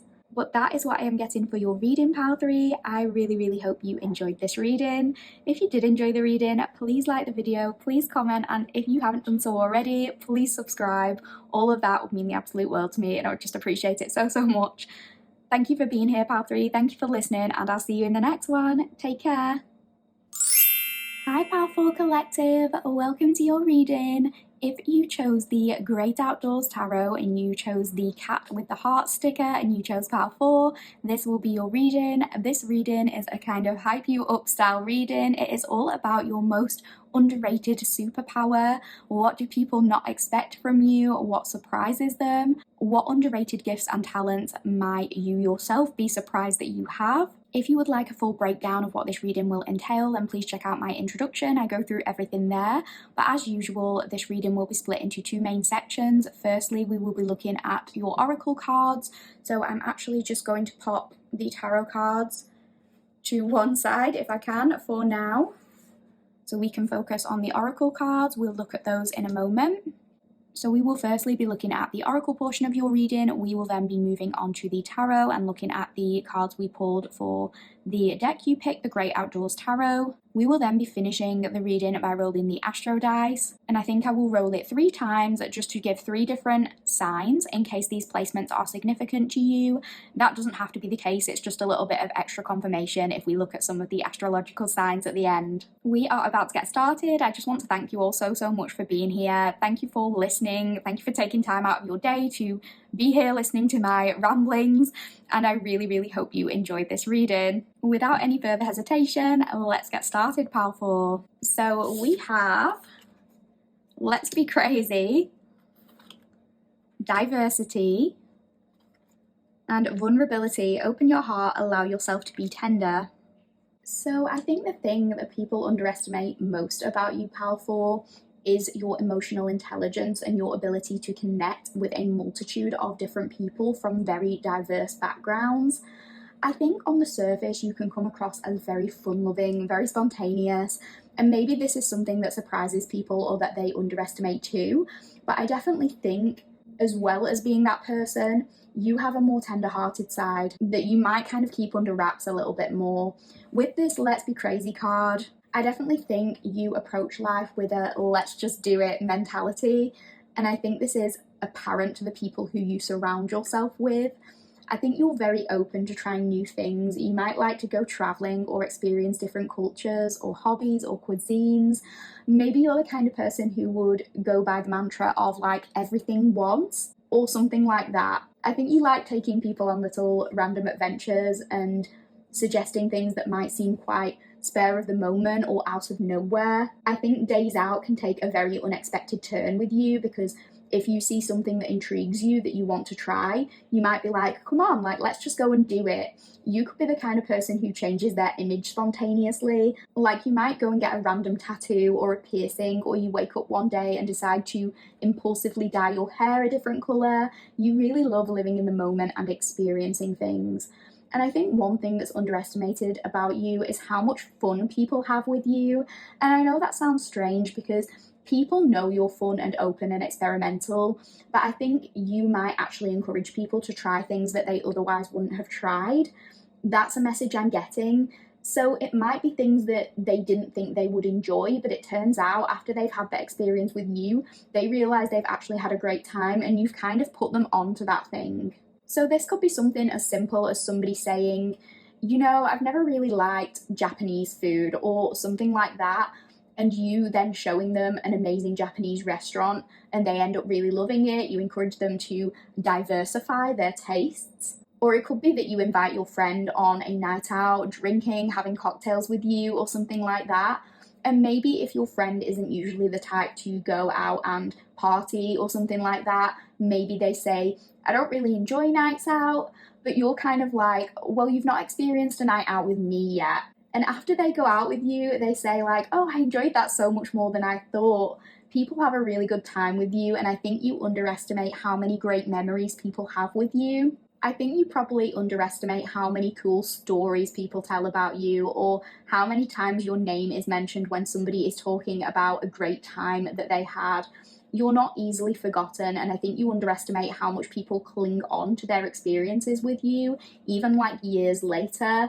You'd never know it, but someone out there is like, the best night out I ever had was when I was with a friend of mine and we did this, or a previous partner saying, the craziest thing I ever did was such a thing with my ex, and they're talking about you, pal 4, and about these varied experiences that they had with you. Especially with you choosing the Great Outdoors Tarot, the outdoors and nature generally could be significant to you. Maybe you enjoy outdoor activities like hiking or camping. That doesn't have to apply, but it might just be a little bit of extra confirmation if it does. But I also think one of your most underrated superpowers is your ability to understand people very well. I think you have a tremendous capacity for empathy, and you can find it quite easy to put yourself in another person's shoes. And when we spoke about you diversifying people's taste in some way, putting them on to things they might not otherwise have experienced, I think one of your superpowers is being able to kind of influence people's opinions in the way that you are able to broaden their horizons, because you are able to view things from so many different perspectives. You can share those perspectives with other people and it might inspire them to question their own beliefs or opinions. I think you are very much somebody who roots for the underdog with diversity, but also with vulnerability coming up. I think you feel most like you, or most connected to yourself, when you're helping other people, when you're lifting them up in some way, like the person on this card, when you're coming to someone's aid. It could be that one of your underrated superpowers is standing up for groups of marginalized people, advocating for them, using your voice and your understanding of other people's experiences to uplift or defend people who might not be able to do that for themselves. I think one of your powers is giving a voice to the voiceless. It could be using whatever perceived privilege you have to elevate the voices of more marginalized communities. It could be helping children or animals, connecting to vulnerable people in whatever way that applies. But I think the reason you understand others so well is because you've been through some hardships of your own. And I think one of your superpowers is discovering how to be more open about this, because your vulnerability is actually your biggest strength and asset. Maybe in the past you perceived it as weak, or you thought that other people will judge you if you overshare. You might have reprimanded yourself in the past for this idea that you might have overshared, and you think people are going to judge you about it. But your openness, your tenderheartedness, and your ability to give a name to all these different emotions is what makes people feel so connected to you, and is absolutely something you could, if you wanted to, use to your advantage, in the way that, like, the best art that is often created comes from pain. It comes from heartbreak and struggles. You might have had your guard up when it comes to these kinds of things, but when you're able to put into words what somebody else is feeling, you don't know how many people you can help with your words, your art, whatever it is that you do, and whichever way you are wanting to help people. I also think your ability to deeply understand so many perspectives is what makes people feel like they can trust you and open up to you. Maybe a lot of people feel like they can talk to you about their problems and that you're always able to offer advice and validate them. You could have had colleagues or acquaintances open up to you quite unexpectedly, and maybe it surprises them because afterwards they're like, I've never told anyone any of this, but I just feel like I can trust you. I feel like you can relate to me for some reason. And that's your superpower. You know how to relate to people. You know how to make people feel seen, and you're also capable of making people feel very comfortable and safe in expressing their own emotions. You've probably had very varied experiences in your own life, but even if you haven't been through every specific situation that somebody else has, you find it very easy to identify what they might be feeling. And I think this takes people off guard, firstly because on the surface there's this extremely fun-loving, devil-may-care attitude that you have, but also I think the way you support others and validate their emotions, they're just shocked that you have the life experience to articulate the things that they are feeling, whether or not you have been in their shoes or not. Particularly if you are young, you could have been told you are like wise beyond your years, or you have an old soul, or something like that. That's something that people sense when they look at you or when they talk to you, that you just understand them for some reason, and it shocks people. Let's say like you're a 25-year-old who hasn't ever been in a serious relationship or married, you don't have kids. This doesn't have to apply, by the way, I'm literally just giving an example, so apply it however it means to you. But let's say you're that person and your colleague is a 50-year-old divorcee with 3 kids, and they end up sharing their problems with you. Realistically, you should not be able to relate to that person on the level that you do. You haven't physically experienced what they have, but the way you kind of counsel them, you make their feelings heard, or you offer advice, makes them feel like you've been through it all to know exactly the right thing to say like this. I think you would make an excellent counsellor or a therapist of some kind. And people never feel like you're judging them, so they can be transparent with you. You're able to get the truth out of people and identify people's honest emotions. And I really do think we need more of that in the world, because whatever role you do in terms of a career, people find you somehow relatable and they connect with your vulnerability. It's like if you've ever been in a position where you feel vulnerable, for example, if you have to like discuss a health issue with a doctor or nurse, it's the worst thing in the world if you go to that doctor's office and you get the vibe that you're going to be judged for the things you tell them. We need people like you in the world, Powerful, because it's so important to make vulnerable people feel safe and seen, and you really do have the capacity to do that. So that is what I'm getting for the oracle portion of your reading, Powerful. I really, really hope you are enjoying the reading so far. We are about to move along to the tarot, so please bear with me and we'll get started on that. Hi Powerful Collective, welcome back to the tarot portion of your reading. Without hesitation, let's get started and have a look at the cards we pulled for you. Okay, pile 4. We have got the Queen of Vessels, which is Queen of Cups. We have the 3 of Stones / Pentacles. We have the 2 of Stones / Pentacles. We have the 7 of Sticks / Wands. We have the Tower. We have the Fool. We have the World. We have the Page of Vessels / Cups. We have the Magician. And we have the Star. We have a lot of major arcana in this pile, and we also had quite a lot of major arcana in pile 3.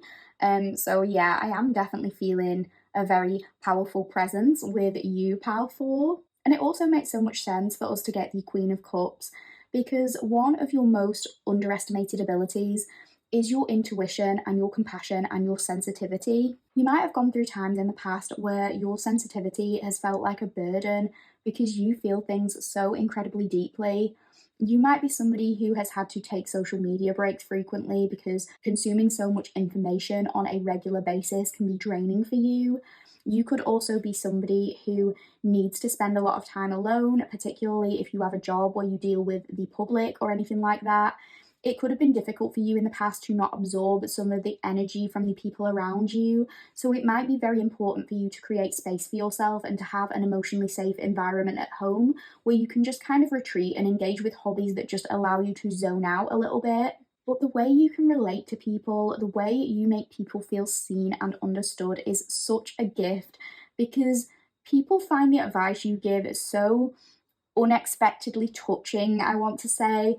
Because if we give that example of you being like a younger, unmarried person with no kids, talking to a divorcee with 3 kids and being able to empathize so heavily, that person is like, how on earth does Pal 4 just get me? Like, how do they know all this?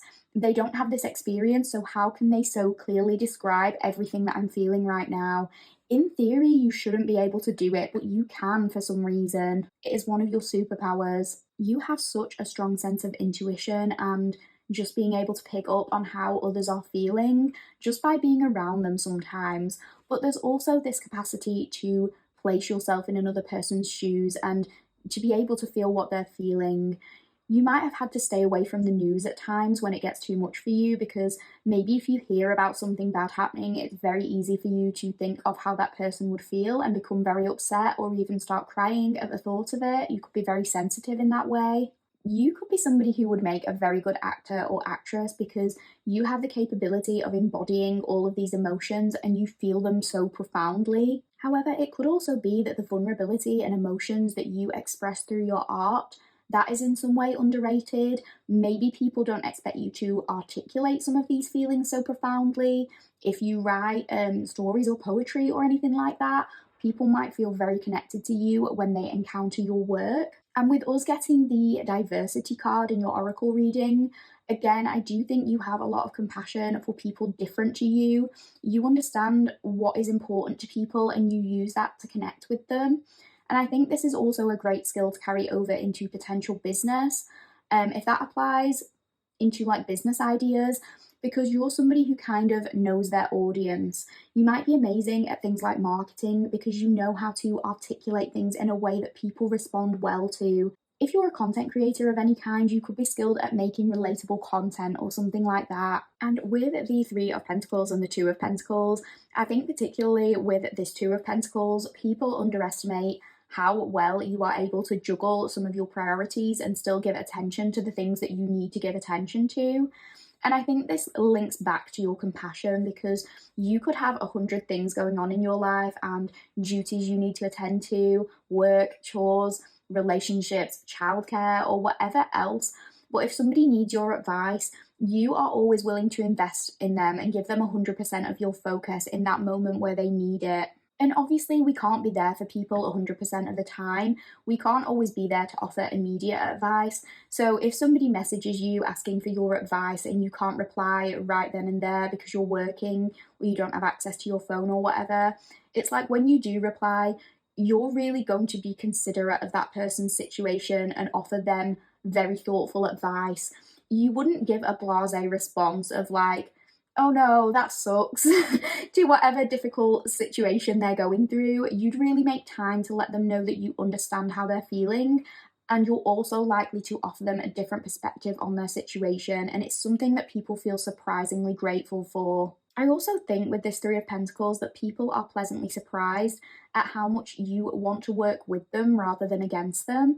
I know that sounds strange, and it's not like people assume you want to work against them or anything like that, but you have this superpower of connecting with people who are very, very different to you. And I think sometimes in society, it feels like our differences can rule us. It sometimes feels like us versus them when it comes to things like culture, religion, gender, skin color, sexuality, general lifestyle. These things can be very polarizing, but you have this ability to connect with people on a very human level that seems to transcend all of that. And I feel like you give people this different perspective in the sense that you break stereotypes and you also let them know that you're not here to fight them, because we're all human at the end of the day. You very much have your own opinion and your own perspective, so it's not like you agree with every single individual on everything, but you realize you don't necessarily have to in order to have human connection and to empathize with somebody. I think you are very flexible and adaptable. You're willing to kind of meet people where they're at, and you really do consider someone's individual situation before offering advice, because sometimes when people offer advice, they do so in a way that might work for them, but it wouldn't necessarily work for somebody else with an entirely different set of circumstances. But you consider their circumstances and you have compassion for their situation. And I don't know why I'm getting this example. This doesn't have to apply, but I like to give examples, and this kind of refers back to what we were saying about allowing people to be vulnerable and not judging them. It makes me think of a situation where, let's say, if you are a social worker and you're having to carry out welfare checks and you're speaking with a particular family about the things that they struggle with, you're somebody who makes it clear that you and this person, regardless of your differences, are on the same page when it comes to doing the very best for that child. And you're trying to work with that person and help them rather than against them. And I think people see that about you, because with that example, like so many families, when there's social workers involved, those families are going to have their guard up because they feel like if they open up and they're vulnerable about some of the things that they struggle with, that social worker is going to judge them or take their children off them or something like that. And obviously, nobody wants to open up to a social worker, but there's something so very human about you and the way you carry yourself. There's something so relatable about you that people feel like you can talk to acquaintances or colleagues or clients or customers, and you can somehow make them feel like they're on the sofa having a warm cup of tea with a friend.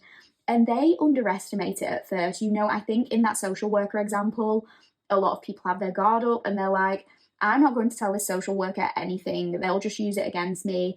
But you somehow get them to lower their guard, and afterwards they're surprised, like, I can't believe I told this person all of this, but they feel safe with you for some reason. And with this Seven of Sticks, I think people underestimate your desire to protect or stick up for people, to defend them. And it comes back to that thing of you maybe rooting for the underdog or something like that. I get this kind of steal from the rich and give to the poor vibe from you. So if you are in some kind of position of power, And that doesn't have to be like you're the CEO of a company or something like that. It could be something like you are a government worker, but you have some kind of minor input on certain changes that are to be made within your city. And even if you know your suggestion might not be listened to by somebody higher up and it might not go anywhere, you'll still do what you can to suggest that that policy gets put into place. And it's not from a kind of standpoint of trying to protect the company. You want to advocate for all kinds of different people on the basis that it's the right thing to do. So you use whatever tiny slither of power you might have to create change. So you know how people say, like, don't trust the government, or F the police, or people who work in HR are terrible. It could be that if you have any of those kinds of jobs, you're that one government worker who can be trusted. You're that one good cop, or that one HR worker who, even in a limited capacity, is trying to do something better for the people. It's making me think of the example of occupational health as well. When you have to have like an occupational health assessment, you might be worried that the person you're talking to just wants to get you to return to work for the benefit of the company. So if you're having health issues, you might worry about doing that too soon. But maybe you're that occupational health worker who encourages the person with a health issue to take all the time they need, and you write to their employer advocating for them to have some more time off.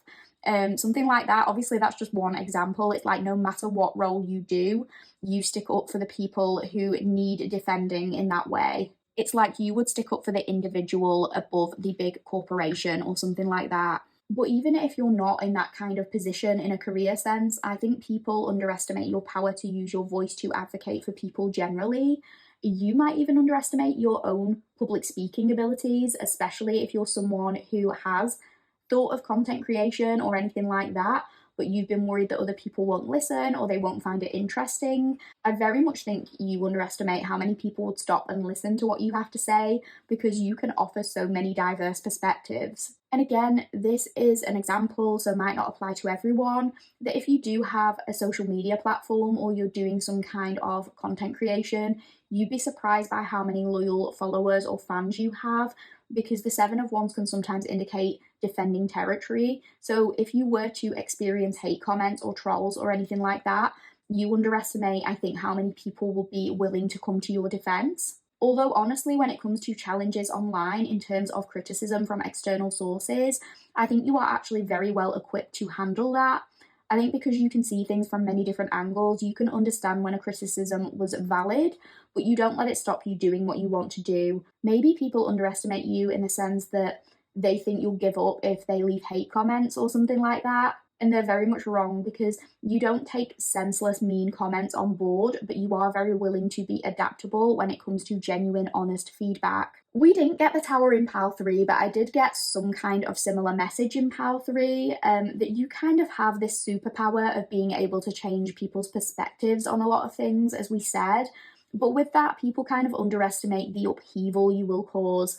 And I know that kind of sounds like a bad thing, but it doesn't have to be, because yes, the Tower causes destruction, it can cause these huge unwanted changes, but this could be in terms of destroying someone's opinion or viewpoint if those opinions need to be destroyed. Like, if those perspectives are harmful to other people in some way, and you have the capacity to change that perspective and shake up someone's worldview, you're going to do it. It's like if people are prejudiced or stereotype a certain group of people, you come in and kind of cause this upheaval by shattering their opinions when it comes to that, by proving them wrong.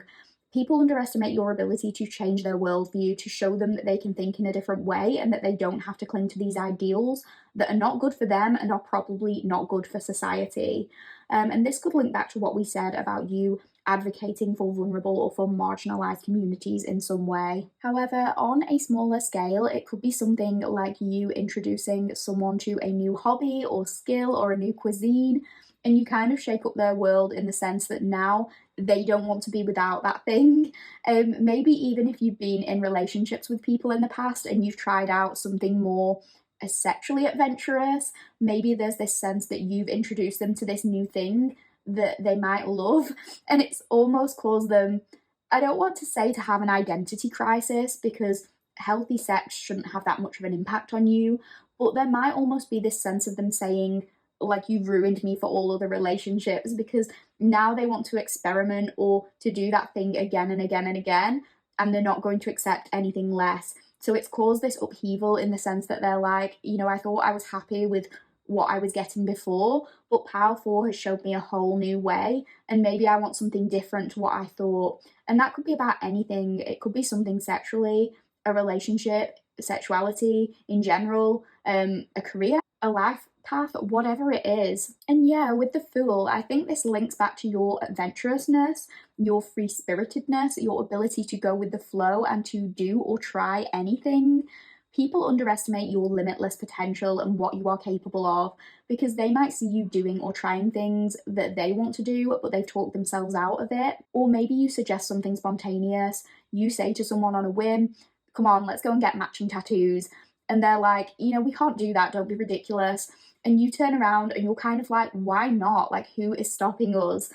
We can go and do whatever we want. We can do it today if you like. There's nothing standing in our way. The opportunities are abundant here. You prove to people that you can do these things spontaneously. There's no reason why you can't.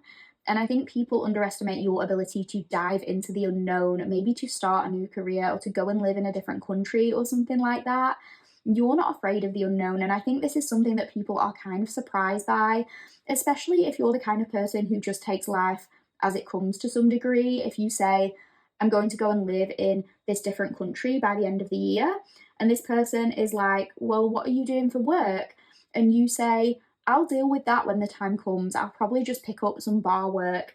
They're kind of amazed and in awe. Like, what do you mean you'll deal with it when it comes? How can you not have everything planned out? But they underestimate how much the unknown can work out well for you and how well your adventurous spirit is when it comes to guiding you along whichever path you choose. And with this world card, if you have any kind of big project that's going on, Pile 4, like something you've been working on for months or even for years, I think this world card might suggest that people have underestimated your ability to complete this project. Like, let's say you've written a book. Obviously, that's a massive thing. It takes a long time. And maybe you've told people about it and they've been asking over the months or years, and they've kind of come to the conclusion of like, this book is never coming. But maybe you're going to surprise everyone by wrapping something up, completing something, and the final product is now ready for consumption, and people are going to be surprised by all this hard work and your commitment to this thing. It could also be that people underestimate your relationships. So for some of you, if you are in a relationship or you're married or you have children, it could be that because you're so free-spirited or you have a kind of youthful glow about you, people don't think you're tied down. I mean, not that marriage necessarily has to tie you down if you're with the right person, but it could just be that many people are surprised when they find out you're married or you have children. Maybe they're like, you don't look like you have children if you don't look old enough or something like that. Or maybe just because of your fun-loving sort of independent streak and your adventurous nature, people are surprised by your home life being quite cozy because in some ways it feels contradicting to them. Maybe because people assume you're single when you're not, and you often get approached by people with the intention of dating you because you've got this like very adventurous vibe. I know I keep saying that, but that is the vibe. And I think it's just assumed that you're too much of a free spirit to not be single or something like that. Or alternatively, if you are single, it could be that people are surprised that somebody hasn't like snatched you up because they think that you're a catch or something like that. People are surprised by your relationships. But if it's not that, I think the general energy with this world card is that people really just feel a sense of belonging with you. And I'm trying not to repeat myself too much, but again, it's like people feel seen and heard by you. They feel understood. They feel safe to talk about their deepest problems and secrets with you, and they're surprised by how much you have to offer in terms of advice, loving words, relatability. For someone who might be very different to them, people feel like you're generally so compatible with them and that you just get them. With this Page of Vessels, people might at first underestimate your curiosity and your ability to see things from many different perspectives. Particularly, you know, when we talk about people who tend to judge or stereotype or try to place you in a box when they first meet you. I think people make assumptions that because you might live a vastly different lifestyle to them, that you're in some way judging them or looking down on them. They assume you might be one certain way, but you're really not willing to be pigeonholed in that way. You remain curious about all kinds of different people, and you're always willing to learn new things and diversify your opinions. It could also be that you underestimate how curious other people are about you. When people meet you, they might find you very alluring and they might want to learn more about you. They might ask mutual friends questions about you. They might try and stalk your social media. So it might be particularly frustrating to anyone who gets to know you and realizes you have like a private profile or you're not on social media at all or something like that. I think people are genuinely curious and interested about you, your opinions, and the lifestyle you lead. And I don't think you're the kind of arrogant person who just wants to talk about themselves 24/7. But I think you'd be surprised with how many people want to know about you and your experiences. You underestimate how many people will be willing to hear you talk and give your perspective. Because you make people consider things in a different way, you offer new insights, you encourage them to elevate their own beliefs and even change opinions a lot of the time. And if you are this person who is quite adventurous and has the ability to kind of lean into the unknown using your intuition, I think people underestimate your ability to always land on your feet. It's like no matter what situation you find yourself in, you always manage to get just the right opportunity at just the right time. It's like that example we gave of you moving to a different country and not having like a set in stone job lined up. People might be worried that you're going to struggle to pick something up, but you kind of trust your intuition and you go with it. And there might be some challenges, but you are so very open to all the possibilities that even if things go in a completely different direction to what you originally planned, you're going to land on your feet. It could be like you're down to your last £20 and you've run out of food and you're not going to be able to pay your bills.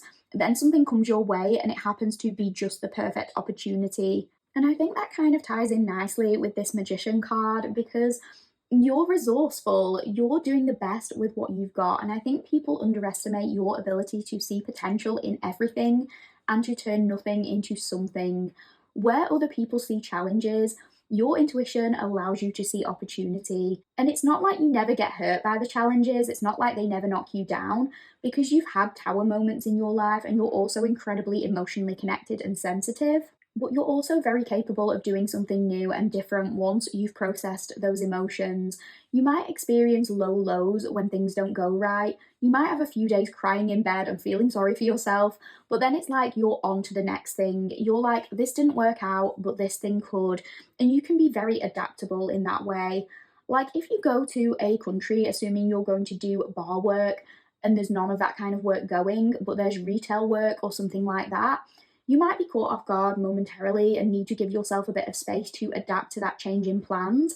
You might have a moment of going, this isn't what I thought it was going to be, but then you're able to become flexible with it and you're able to be like, but if this is where I'm being guided, then let's do it. And you work out how to make it better than whatever you originally wanted to do. Because whatever space you inhabit, you have these superpowers of making people feel understood and supported, of validating them, and that in combination with your adventurous nature is kind of unstoppable because you know that whatever you turn your hand to, you're going to possess these gifts no matter what. So even if you had a dream of like becoming a counselor, for example, and that didn't happen for you and it left you feeling out of alignment with your purpose, you're still able to turn whatever career you have into that opportunity to connect with people and empathize with them. Even if it's bar work and you're listening to people's problems while serving them drinks, you feel in your element when you're able to connect with others, and you vastly underestimate how important your words are to others. Even if you're introverted in your personal life, you still have this desire to create human connection, and in whatever field you're in, you're able to do it even if it's something you deem as seemingly trivial, or you refer to your work or your hobbies as meaningless. It's something that creates a lot of meaning for other people, and it's something that allows many different kinds of people to feel connected to you. And yeah, with the star, you underestimate your ability to give people hope. You really do inspire other people and give them this fresh sense of renewed optimism.